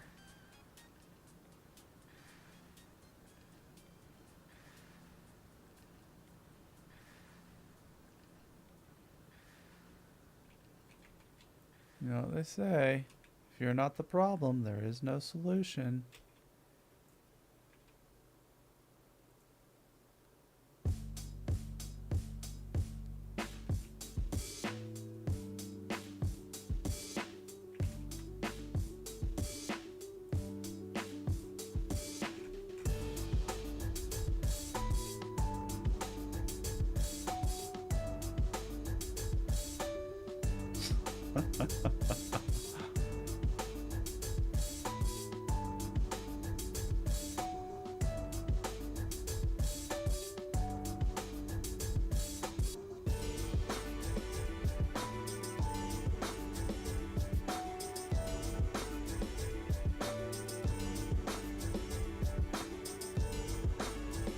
Oh, I know where Aureliana is. I was there the other day in the desert place.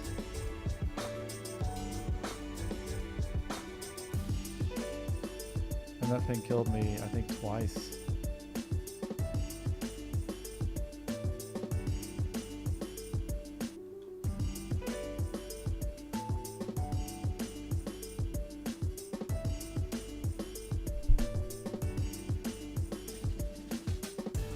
Ooh, new tunic. Don't mind if I do.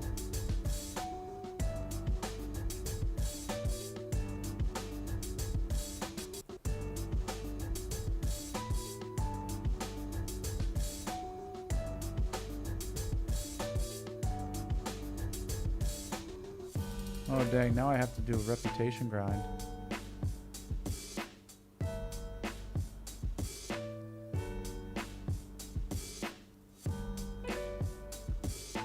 Okay, let's put this tunic on. Oh, new threads. Do I have anything else I need to put on? This? Yeah, that's a... Oh, wait, I can't wear it. Never mind. Let's play it. What are these bags of? Supply bag? Oh, nice. Dwarven ale. I'll use that. I could definitely use that ale.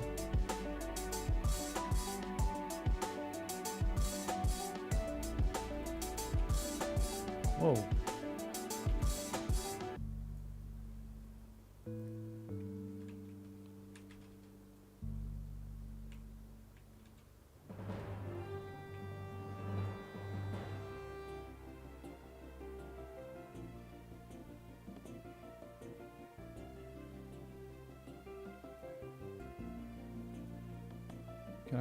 Can I buy these mounts here? What do we got? Armored Forest? Well, I probably need to get reputation. I need to figure out how to get that street shark.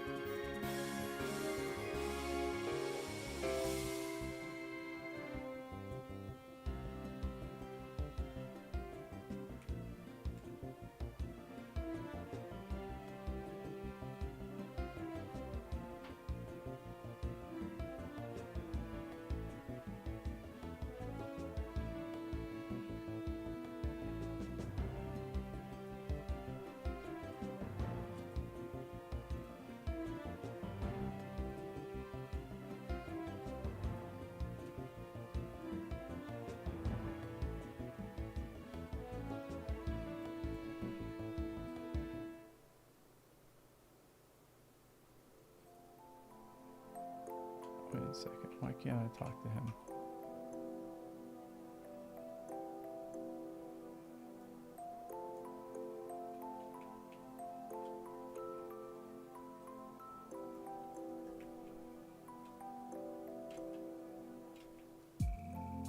Oh, this one? What is this one? This is Zelda, right?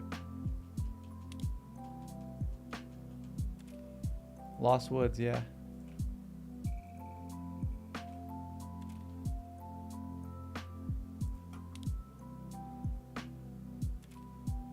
Here we go. Would it be wrong of me to put my lady's to play my lady's Squid Games audition? My name is Melissa. I am. Yeah, I can't do that. I can't put her on blast like that. Yep, Elwyn Forest can. This can, Gerudo Valley. Remember Gerudo Valley with that really good whatever they're playing, Mexican guitar.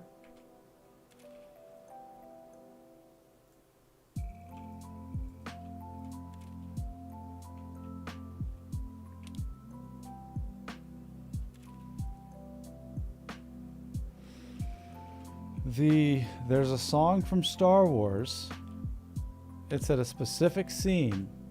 It's when Luke comes out of his hut from the first Star Wars movie, and he just gets told that he has to stay there for another summer, and he can't go with Wedge and fly with nerf herders to learn how to fly his ships. And he comes out of that hut, and he stands there looking at the twin suns, and they play the theme. That's one of the best moments in cinema history.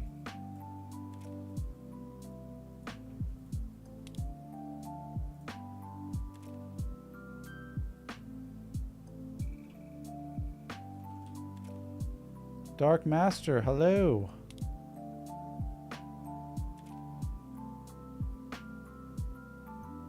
It's not Duel of the Fates. Let's see, I'll find it here.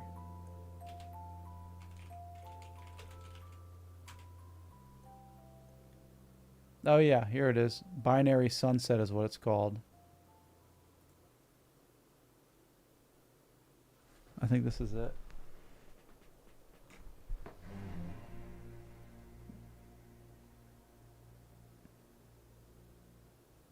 Yeah, Cantina's great. Hold on. You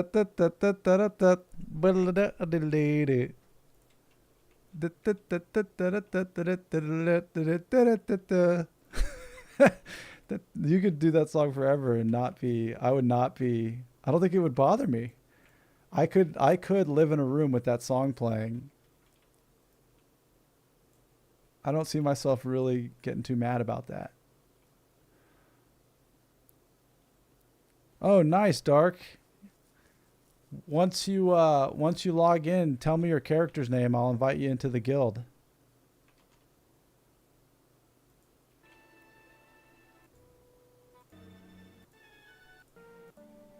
Right here.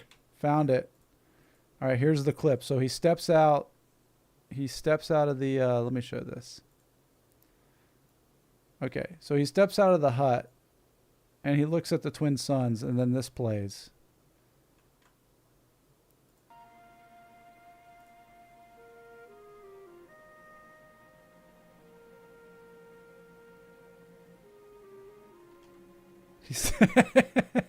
He steps out of his hut into New Mexico.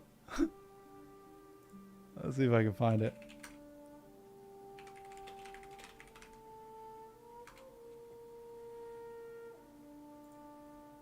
Right here.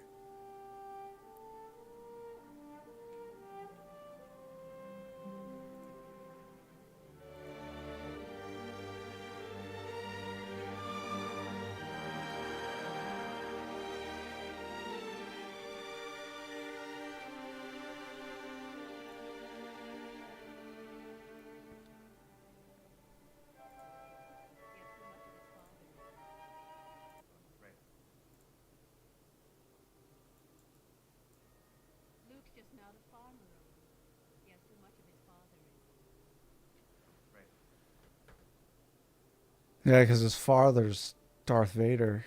Spoiler alert. But yeah, it's really good because there's, you know, they recognize that he's got a deeper calling than just being a farmer. But they want to keep him there on the farm, but he knows he can't. He knows he's got destiny is calling him. But he doesn't quite know what it means yet, you know? He doesn't quite know if his feelings are facts or if what he believes to be possible is true. And he longs for the adventure. And then he's about to step into adventure, and that's the movie of Star Wars.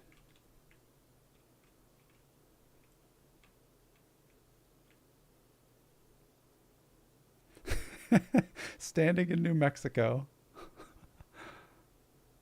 Oh, what instrument is that? That's a good question. That's a trumpet right here.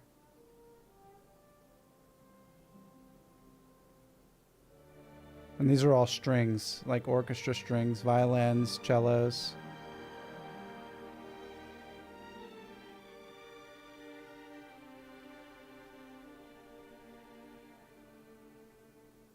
Yeah, that's all orchestra.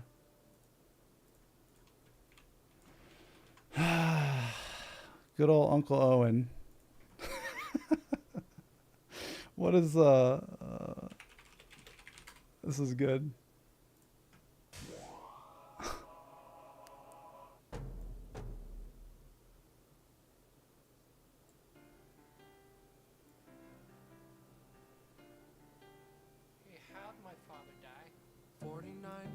Yeah, Ewan McGregor, dude. We fought that He was a year. great old Ben. Had a chicken head with duck feet, with a woman's face too. Oh, that's rad. It was waiting in the bushes for us. Then it ripped off your dad's face. He was screaming something awful. In fact, there was this huge mess, and I had to change the floors. The floors? You see, his blood had drained into the boards, and I had to change them. But we all got a chicken duck woman thing waiting for It's us. the bushes of love, bro. All day. I was waiting in the bushes of love. 'Cause something's waiting in the bushes for us. Something's waiting in the bushes of love. Yeah, every day I worry all day. I was waiting in the bushes of love. 'Cause something's waiting in the bushes for us. Something's waiting in the bushes of love. Yo, never knew my dad, he didn't care about me. Dead horizon is all my macro binoculars see. Moisture farming all my life and not a drop spilled. My aunt and uncle double sons and sipping blue milk. My aunt and uncle double sons, I'm sick of blue milk. But then the desert hobo came and told me we all got a chicken duck woman thing waiting for us. Every day I worry Yeah, all dude. It's day. not bad. I was waiting in the bushes of love. Something's waiting in the bushes for us. Yeah, something's waiting in the bushes of love. Yeah, every day I worry all day. I was waiting in the bushes of love. Something's waiting in the bushes for us. The seagulls. Something's waiting in the bushes of love. Hold me when I open like a flower. Hold me right. Yeah, I ain't had to bake for a girl in a long time. A long time. I think my cooking's awesome. Got her picture in my photo wagon. I keep it poppin'. Yeah, she'd probably love to honky tonk. That's what I said. Waiting for I us. used to ride across the desert, you know. I used to glide on my speeder of faith that I don't find, but I don't wanna find. Waiting for me round the corner, oh no, no, waiting for us. I used to ride across the desert, you know. I used to glide on my speeder of faith that I don't find anymore. Crispy bodies by the door. Oh. That's sad. 49 times. Yeah, it was 49 times, and now it might be waiting for you. Could be hiding behind that scrap pile. It's just a big cow. I know you really want someone to hold you, but we all got a chicken duck woman thing waiting for us. Yeah, Every day I worry all day. I was waiting in the bushes of love. Someone's waiting in the bushes of love. Yeah, something's waiting in the bushes of love. Yeah, every day I worry all day. I was waiting in the bushes of love. Something's waiting in the bushes for us. Yeah, something's waiting in the bushes of love. Yeah, every day I worry all day. I was waiting in the bushes of love. Something's waiting in the bushes for us.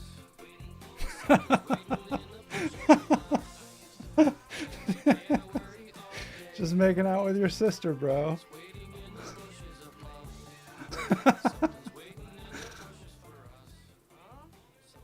I had a dream. This cute girl kept kissing me over and over. Oh, yeah, well, there's something I gotta tell you about her, but just remind me later. I used to ride across the desert, you know. I used to glide on my speeder faith that I don't find, but I don't wanna find. Here we go. This is when Han Solo realizes what's really going on. I'm sure Luke wasn't on that thing when it blew. He wasn't. I can feel it.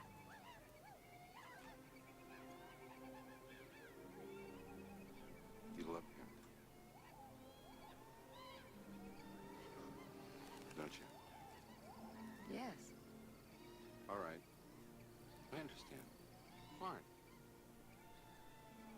comes back, I won't get in the way. It's not like that at all. He's my brother.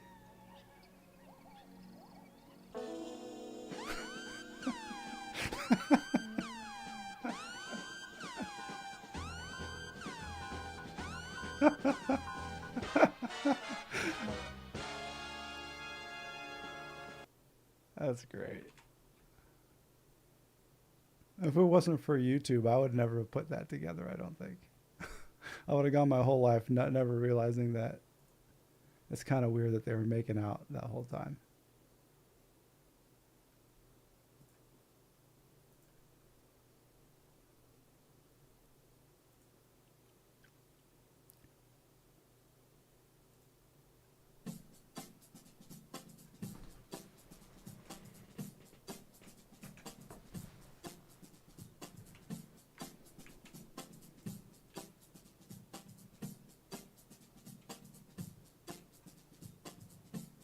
It's only been a week. The rush of being home and rapid fading, failing to recall what I was missing all that time in England. Has sent me aimlessly on foot or by the help of transportation to knock on windows where a friend no longer live. I have Yeah, this is Remind Me by Royksop. The lead singer is the lead singer from one of my favorite bands of all time, The Whitest Boy Alive. His name's like Island Ur. He's from somewhere fancy. and everywhere I go. Yeah, Royksop. There's always something to remind me of another place and time. Island Ur or something. We stayed outside till 2, waiting for the light to come back. We didn't talk, I knew, until you asked what I was thinking.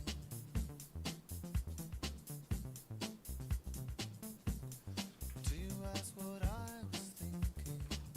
Yeah, it's the only one I know too. That's the thing. I'll try to discover more music. So I'll find a song I like and then I'll go to their albums. But yeah, this is the only one I ever really found. Knowing silence will speak for her. Brave men tell the truth. The wise man's tools are analogies and puzzles. A woman holds her tongue. Knowing silence will speak for her.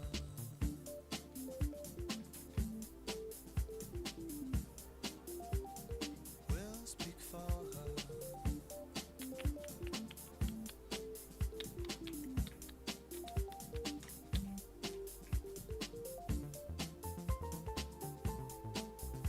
Yeah, I tried to do that too, man. Spotify is way better at that than YouTube Music. YouTube Music doesn't really do a good job with that. I try it all the time.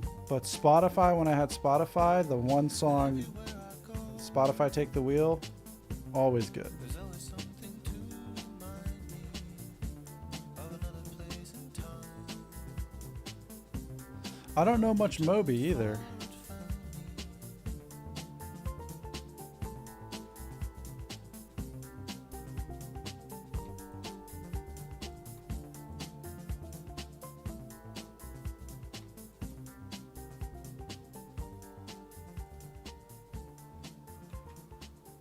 I'm trying to remember what has Moby done? Oh, Porcelain. I like that song by Moby. What else does he have?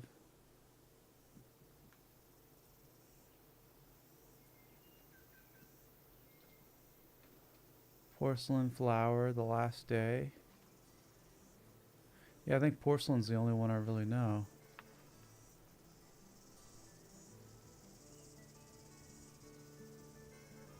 What's Flower?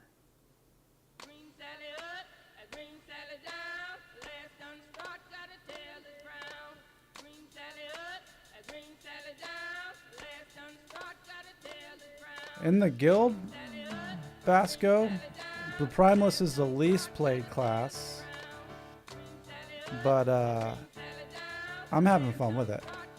I think it's pretty fun.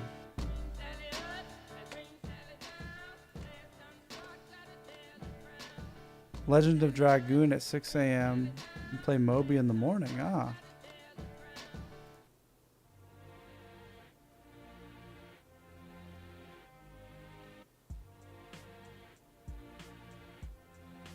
I think the pet class is mage can have pets and rogues can have pets because you can have the hunter, and then clerics can have pets because you can be a druid and have druid pets, and then warriors can have pets because they have like a beastmaster spec.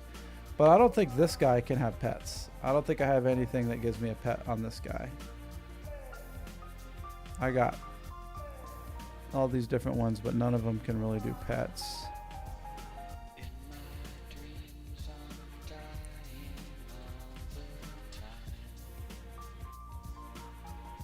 Let me do extreme ways. Yeah, Matt Damon. Matt Damon's great. I can't believe that him and Ben Affleck wrote the script to Good Will Hunting when they were like 20 years old. And then won an Oscar.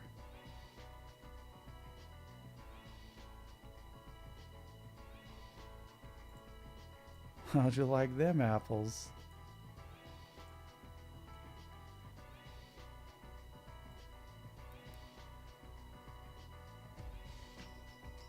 Oh yeah, this is a good one.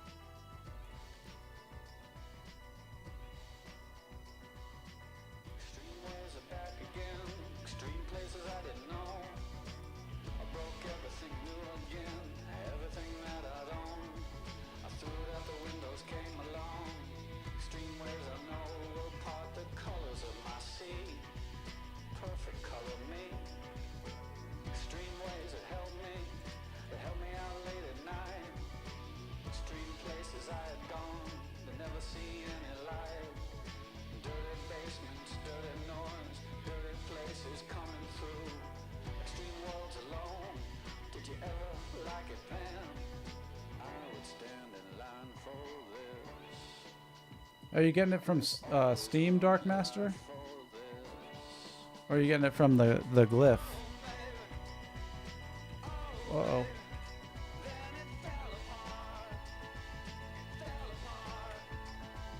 Oh, from the website, okay. I wonder how big the file is. There's like 3 or 4 expansions with it. And I heard the first expansion is almost as big as the base game.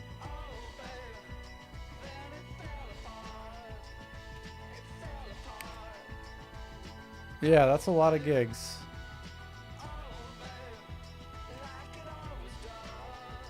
But not too many gigs. You should be able to download that pretty quick.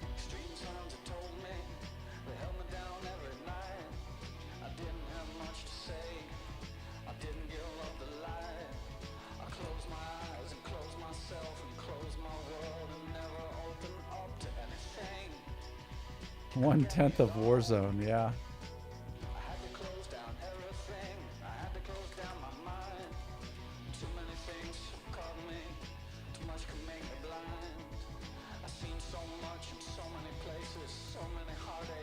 I should be able to skin these Yetis, but I can't.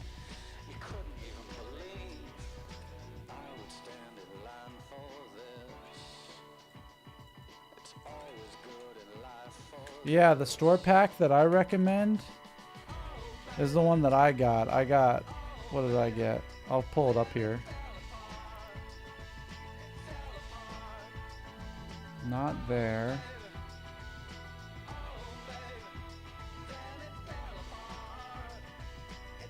DLC, was that it? Yeah, I got this one, the Ascended Essentials pack. But when I got it, it was on sale for half price, so it was $20. And it gives you all this. You get extra character slots, bag slots, And then you get all the other souls from all the other expansions. I haven't even tried out... I've tried out almost all the Primalist ones, but some of the other ones I haven't even tried out yet. No, I need to watch the Accountant movies. I've heard that. I've heard they're good. One of my favorite podcasts, Comedy Bang Bang, they joke about the movie because it's good.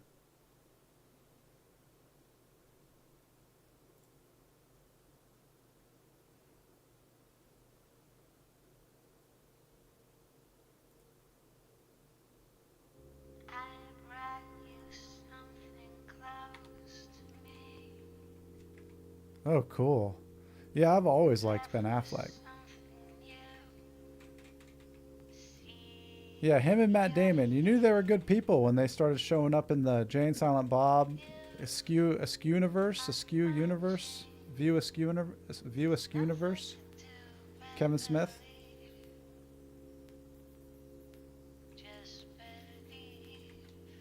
Yeah, man, like I was saying, dude, I had this playlist for years and I finally got it back tonight. Tonight is the night.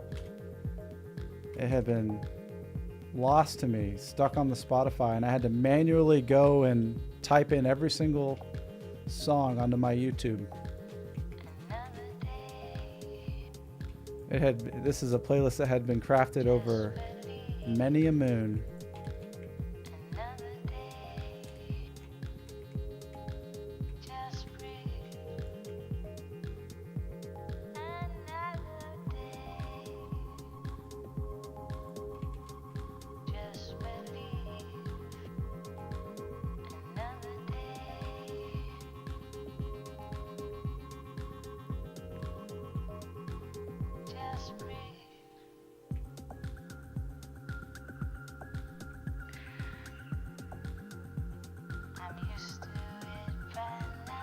Yeah, send them.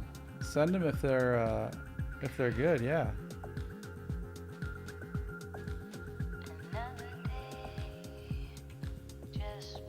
I've got a whole other playlist that I didn't make or didn't work on tonight. That's just all like trip hop, like chill hop. You know, like those YouTube videos, chill hop to study to or whatever. I've got a bunch of. I've got a playlist with a bunch of those type songs too.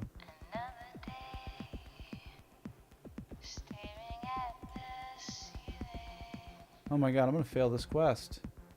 I've been too busy farting around. I'm gonna freaking fail the time quest. Oh my god, I failed it. I award myself no points and may God have mercy on my soul. I guess I'm gonna abandon it. That's sad. Did I lose it forever?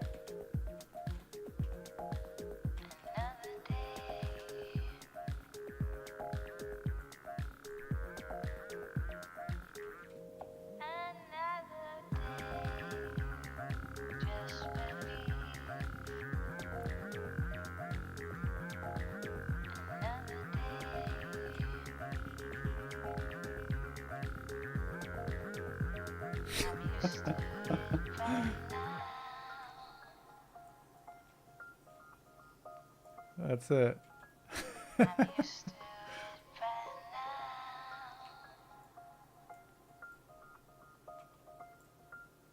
I award myself no points.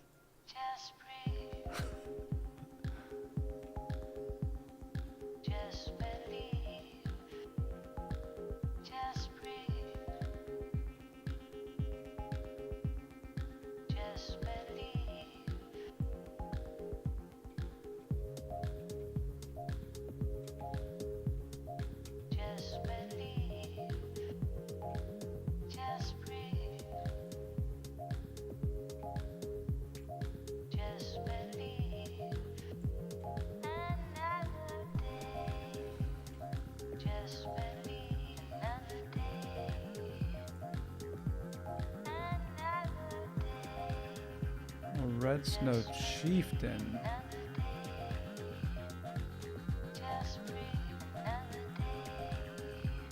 Okay, these are all bad guys, but they're not chieftains.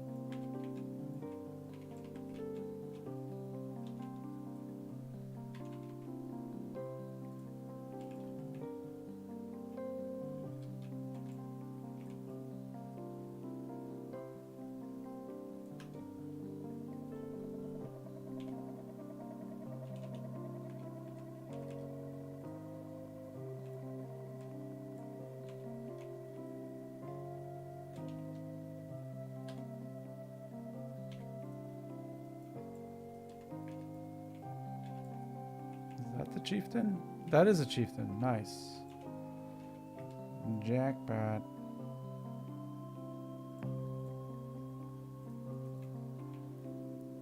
Alright, what's up here now? I need evidence of cult activity. I was in a cult one time. It was called Complete Abandon. I had just gotten off of drugs, and I was trying to stay sober. And I went to a meeting, and I shared in the meeting about how I was just came out of detox. Someone came up to me afterwards and said they'd sponsor me, and I let him sponsor me, and he had me come to his home group, and they were a group called Complete Abandon, and they would pick up homeless people, get everybody off their meds.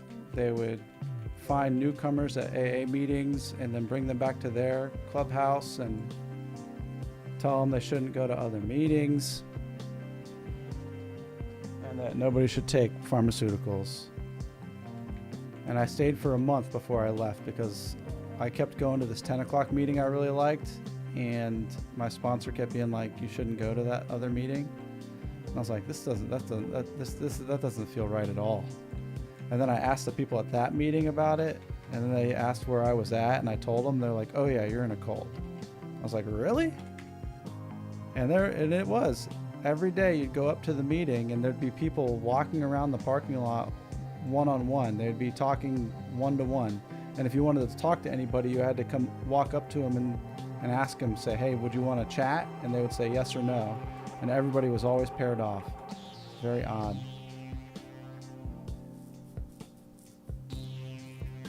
Why are you trying to drink less? Why would you do that? Why would you go and do such a thing?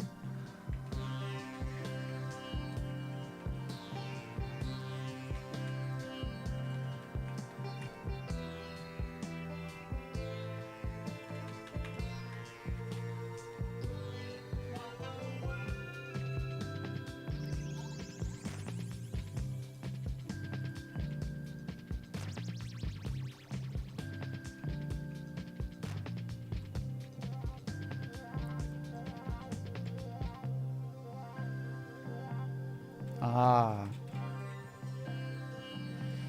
What could you replace it with? Not Diet Coke, because Diet Coke people, once they get on Diet Coke, they stay on Diet Coke, dude. It'd be harder to get off than booze, I think. Diet Coke people love their Diet Coke, dude. Yeah, you don't want to do water.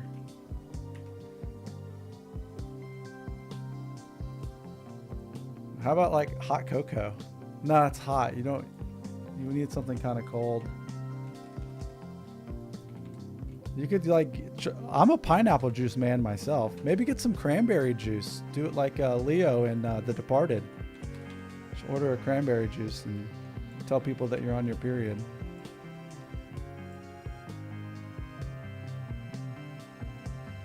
Oh yeah.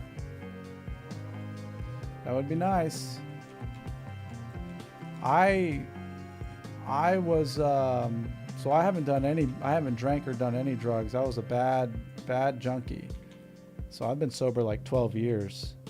but I did just recently stop vaping, and it was crazy, dude, because I was so connected to smoking while gaming.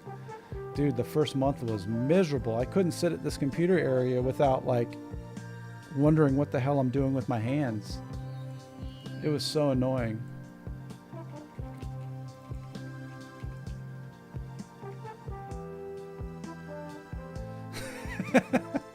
Yeah. All of us guys know how it is. You're on your period. Gotta get the Cran Fran. Yeah, I started the Cranberries fan club called the Cran Frans. And we listened to Linger and Dreams.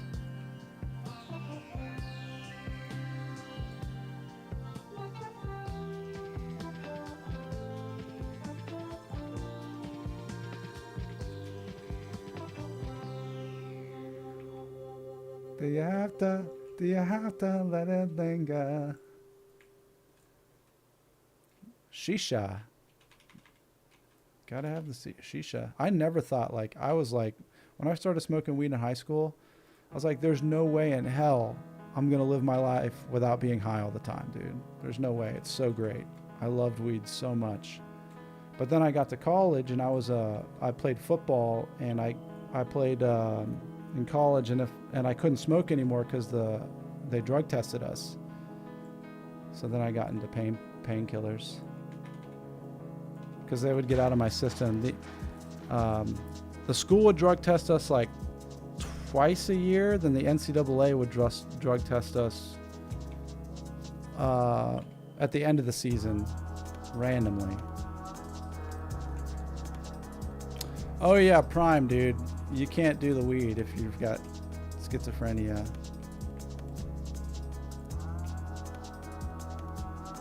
Dude, you're spot on, dude. Royal Otis's Linger cover is one of the best covers of anything ever, man.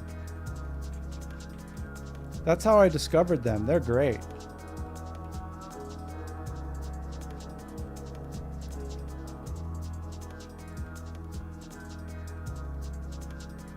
I like their Oysters in My Pocket song.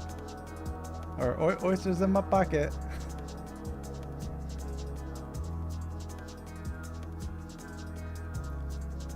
Do you take meds, Prime? Or do you know what? Is there anything that triggers it for you? I used to work at a psych hospital because I was in a state of psychosis for 4 months. And when I got sober, I was sober a few years, and then I started like trying to figure out what happened to me. And I ended up going to work at a psych hospital so I could interact with people in psychosis to try to understand it.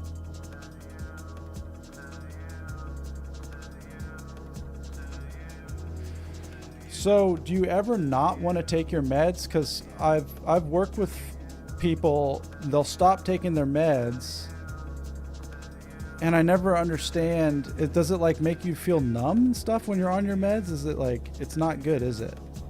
You'd prefer to not be on the meds? But then you kind of have to, because then you start hearing voices.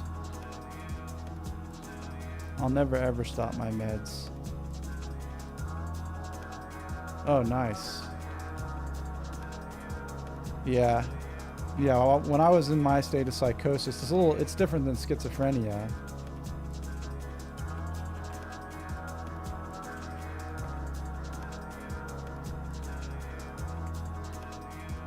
Yeah, they tried to give me meds, and I didn't take them, and I stayed crazy.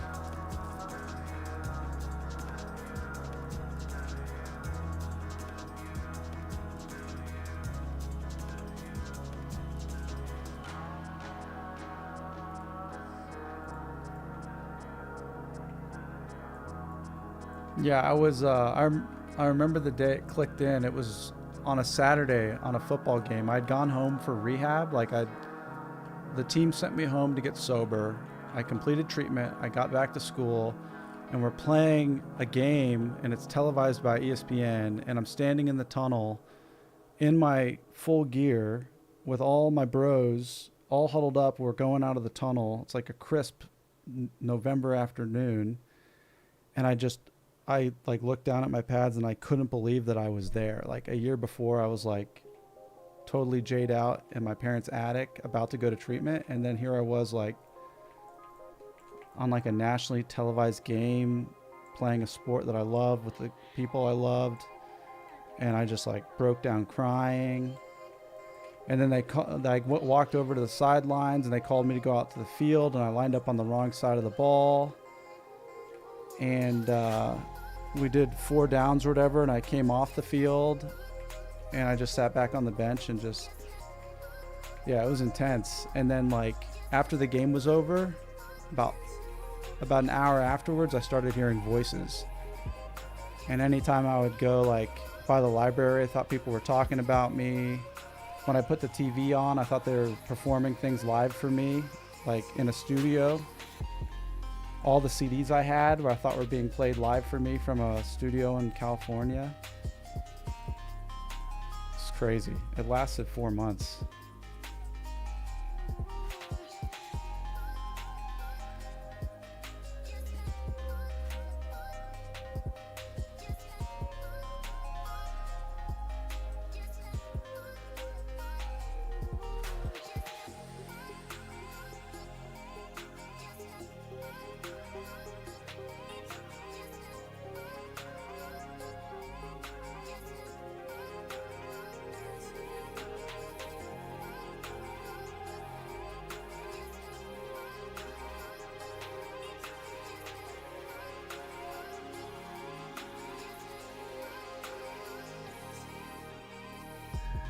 Nice, get a new bow.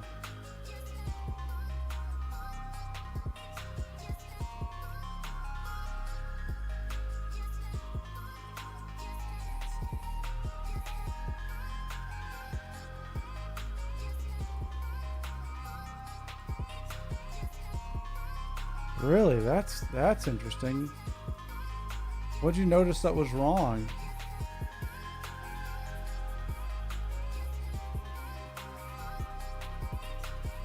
The weirdest thing for me was, this is too busy for right now, hold on. The weirdest thing for me was when I realized that there was a difference between me and the voice I saw in my head. I didn't have that experience though until I was like 2 years sober. But I can't imagine like waking up at 7 years old being like, what? Who's talking to me? Or what is that?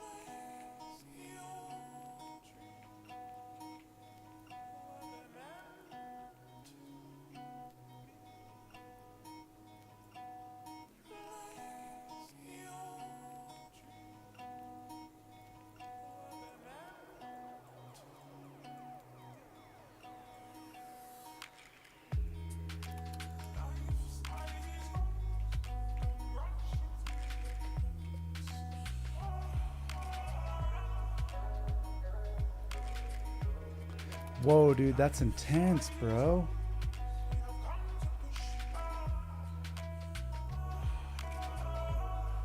Dude. Do they have similar personality traits? Are they yeah, I feel weird asking you this. I don't want to like make any of them wake up or anything. But God, that's wild.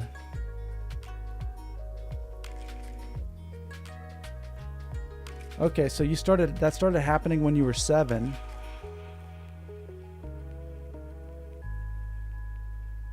And you're thinking, yeah, you're probably thinking like, you don't know what's normal. You know, you don't know if that's what everybody experiences. That's tough. I had one buddy whom I lost contact with a couple years. He was homeless, eventually made his way back into society, but is on meds right now. Don't ask him because he doesn't say anything about it, but imagine how wrong he was about thinking what was real, correct, and what wasn't. Yeah. When I was in the psychosis, I thought like, I thought numbers had like specific meanings, and the way that people spoke, like the syllables in each word in a sentence could be numerically like diagnosed to represent something. Yeah, it's crazy. And I thought all that was more real than what was actually being said. That what people said wasn't what they meant, but the numerology underneath what they were saying was what they actually meant.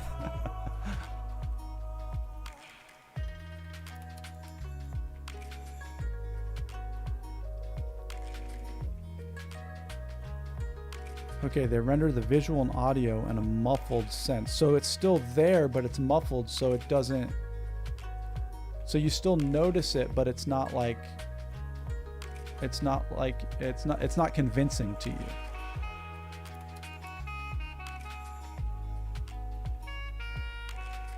Right.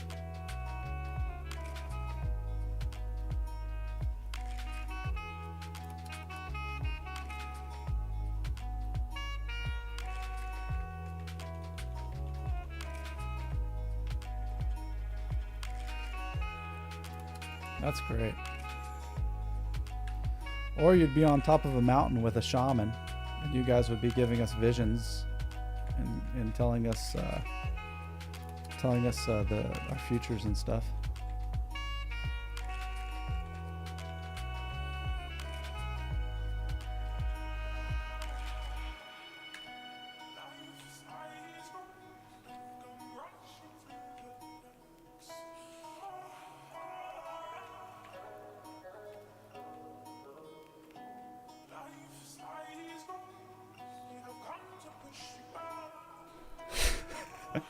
Yeah, everybody in the sweat lodge.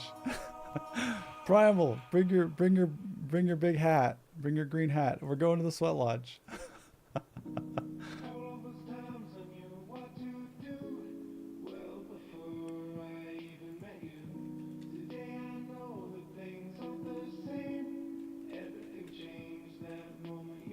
I had a spiritual experience in a sweat lodge. I was in there, and it was like really, it's really hot in there and super sweaty, and they put coals in there, and there's all these people around me, like breathing and some of them chanting sometimes, and then some of the people having a really tough time in there, like kind of sobbing a little bit after an hour or two. And I was sitting in there, and the thought for a Hot Pocket popped in my head, and I had like the biggest craving for anything I've ever had ever, and it was for a pepperoni Hot Pocket, like worse than the dope cravings I used to have. And it was just, I could not stop salivating and thinking about eating a Hot Pocket. And that was my sweat lodge spiritual experience. I'm 32, but my concept of time is weird. Static schedules when someone's knocking out sometimes, so I can't hold a steady job.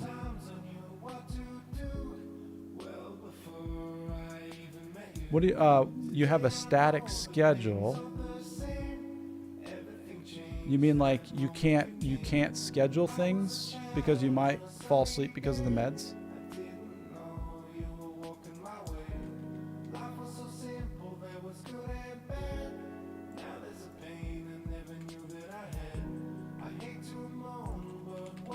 That sounds tough. Really tough.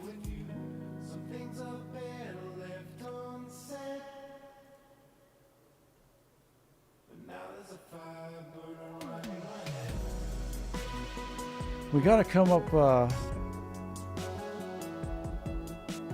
oh wow. Oh, okay. And it's probably because of the meds. But you gotta be on the meds, or else you're surrounded by people 3 to 12 and you can't control how long you sleep.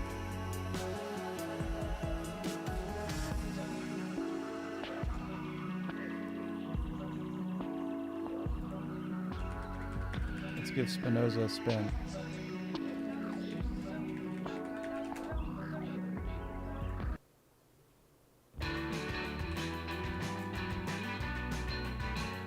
Yeah, those heavy sleeps, man, I haven't had those in a long time. But I know what they feel like. Yeah, you just can't wake up, man.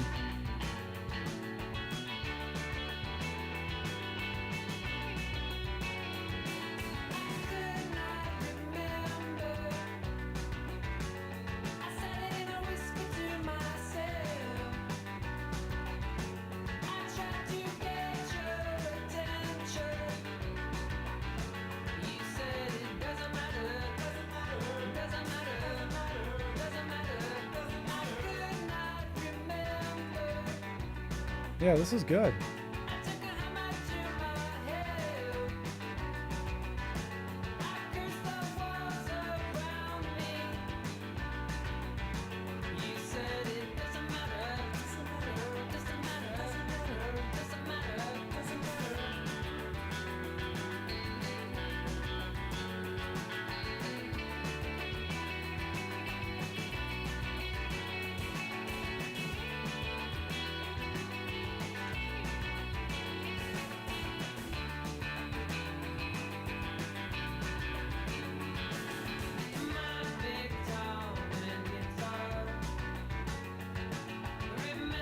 Oh wow, Inception.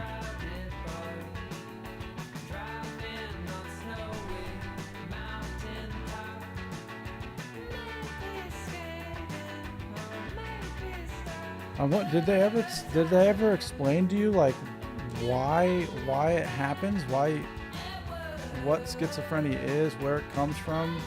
Because from what I can tell, we don't really fully understand it. But I don't know.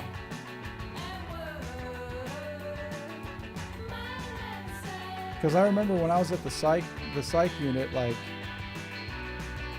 when we'd have people come in with psychosis, it was like the doctor would try to put meds on them, but the meds didn't really solve the psychosis problem. It solved the symptoms of it and made people lethargic, but there was no real like cure for it. It just would have to naturally go away on its own, hopefully. Oh, so something happened when you were younger, like before 7.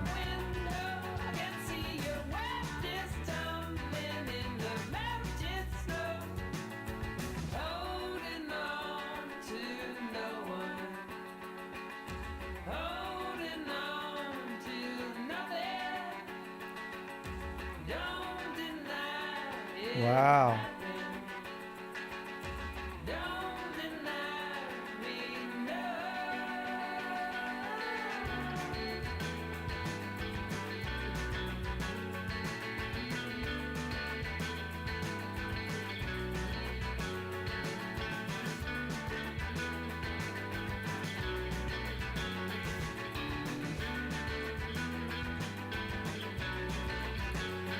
Yeah, mine was, the doctor said for me, the team physician guy said it was amphetamine psychosis. They thought my psychosis was brought about by all the Adderall I was on. I was on a shitload of Adderall, boys. 80 milligrams a day of the salts, having a great time. All day, every day. Dude, I remember the first time I ever took an Adderall. I was in high school. I had to do my SATs. My mom gave me one of her Adderalls. I get to the classroom. They do the intro where you fill your name in, you get your Scantron, and then I could feel it hit me. And I remember it hit me. I'm sitting in the desk. I'm looking at the door. I look at the clock. I look down at my Scantron and all the questions that I had to answer. And I was like, there's nowhere else I'd rather be. There's nothing I'd rather be doing on the entire planet than filling out this Scantron to do my SAT. It was like the best. And then I finished my SAT, and then I went to the lake and jumped off cliffs at the lake.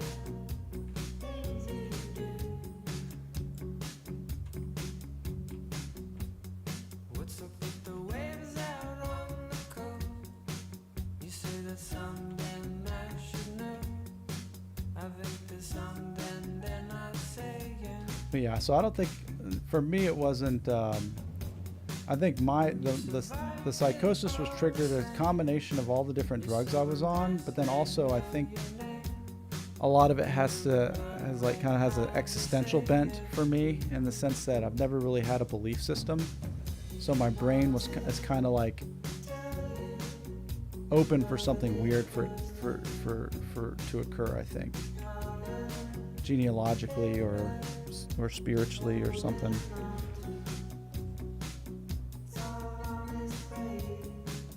Oh wow, dude, I get that. That's definitely a trigger. Dang, so you couldn't really give a speech. What about if you were streaming? If you were streaming, but like, I wonder, yeah.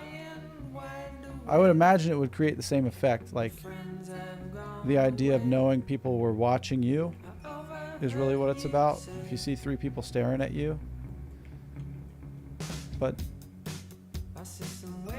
that is a weird, now that I'm thinking about it, it's just a weird phenomena that being looked at or being watched causes a reaction in my body and in my mind. Like, just, you would think that an object in a field of consciousness, like a person, just being a person, you wouldn't catch feelings or vibes from looks or body language. but I think we always are.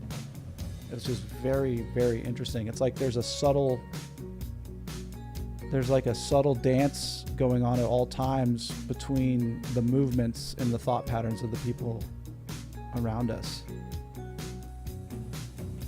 You did try streaming. What was it like? What happened?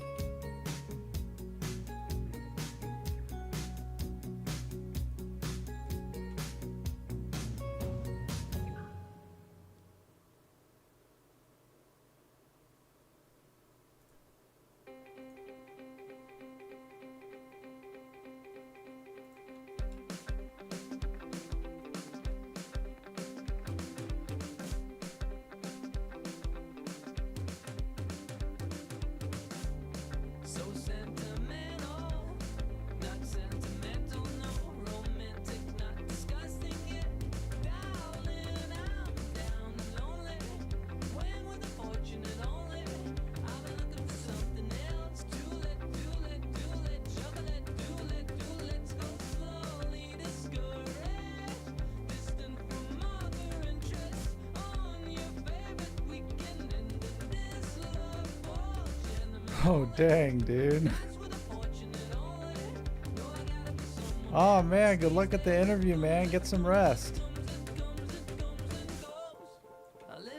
I'm gonna summon the spirit of Bill and Ted, Bill Theodore Logan and Ted S. Preston Esquire for your interview for tomorrow. Bill S. Preston, Ted Theodore Logan for you.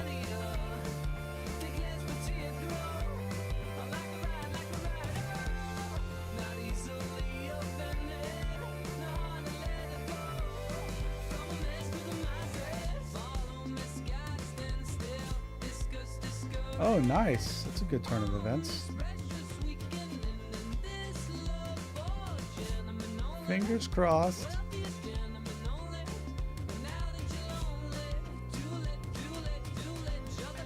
All the best luck.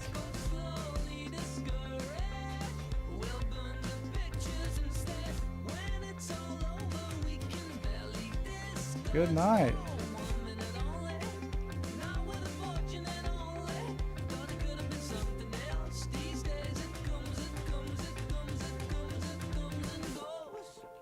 Well, that's lame that people didn't like your bluntness, Prime. I appreciate people that are blunt.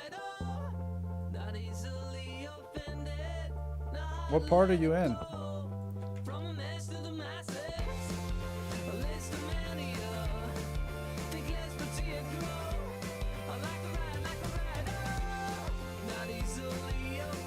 Houston, yeah.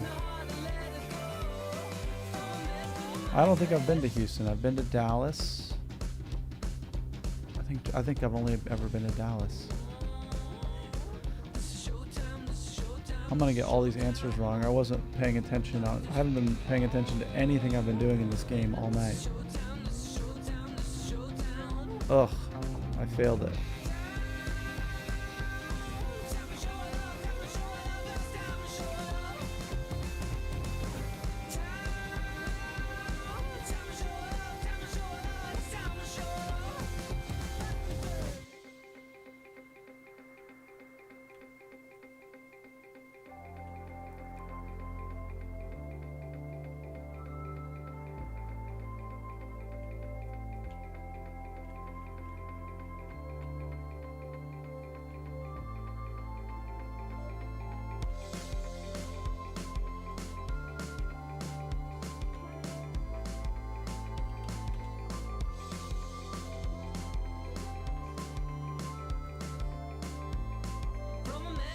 Alright, I'm gonna ask ChatGPT these questions.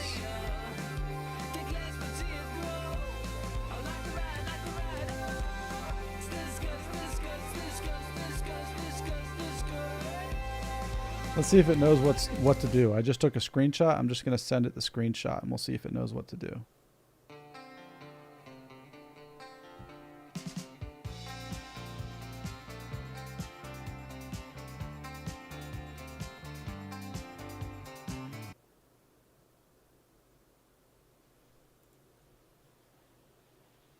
Oh, it knew what to do. The correct answer is Dern's the Ranger. Incorrect? Oh my god, ChatGPT. What the F, dude? What the F? It was wrong. Your answer was wrong.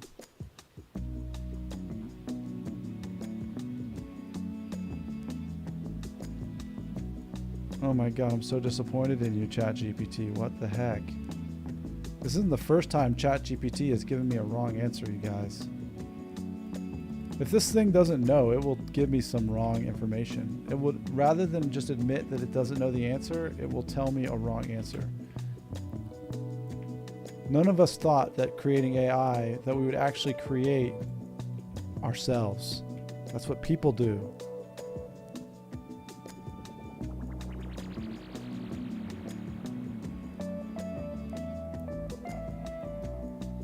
Okay, now it's telling me it's this person.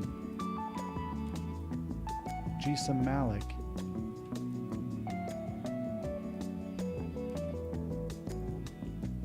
Alright, this is your last chance, ChatGPT.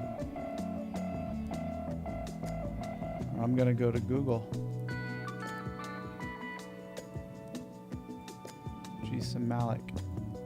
That's incorrect. Bro! Bro, that was wrong too. What in the heck are you doing?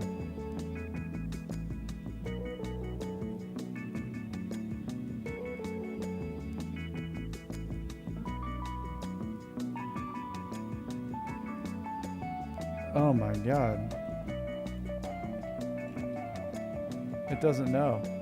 It's trying to convince me that it is the answer that I just gave, even though it was wrong. But it won't say it doesn't know.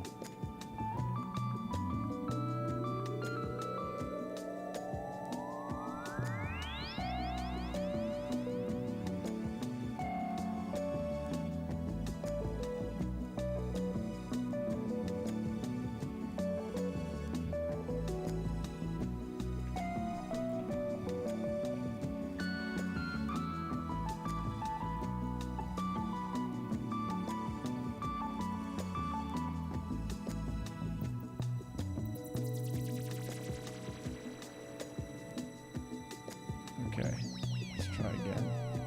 I think it's giving me different questions.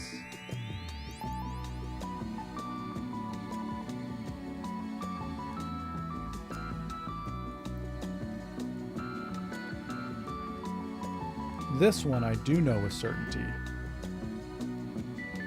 Phineas Rothman is Rift's most famous Eth historian. So the correct answer is the Mage Kings of the Eth Empire. Alright, dude, you better be right. Incorrect! Bro, you said it was certain.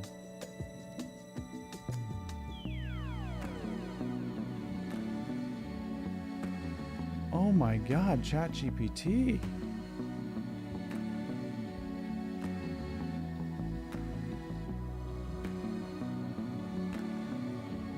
Oh my god, that's terrible. I'm way too. I've got. I need to. I think I'm gonna have to wrap this stream up, you guys. I'm caught in this loop with this quest. I'm not like. I'm in some weird attention deficit loop. I'm gonna give it one more try, and then we're gonna wrap up for the night.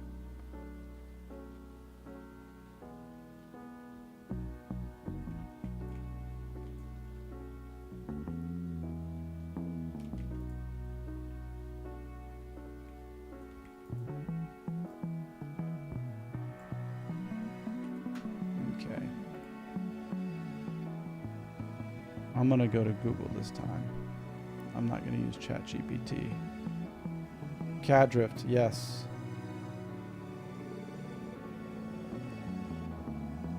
Rift. Who was the first to bear the title of champion? Grand champion, grand champion.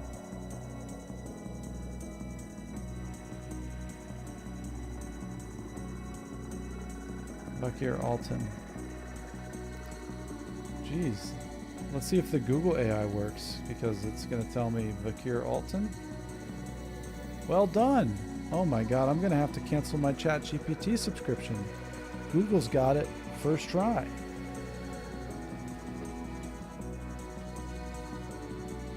Nice. The final challenge of the saga.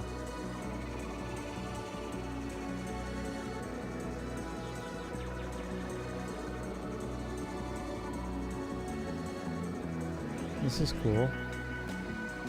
Damn it. It conveniently has given me...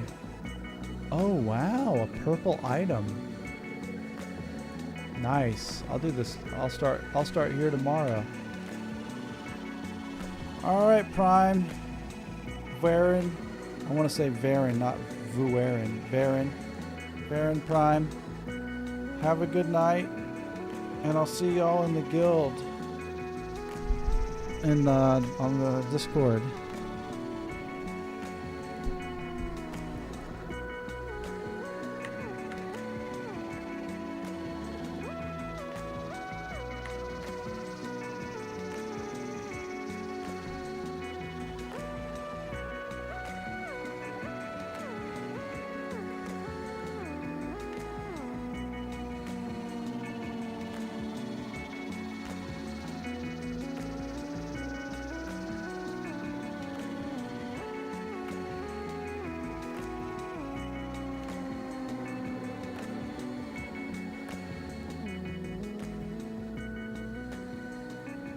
Okay, may the light of the rifts stay excellent upon thee.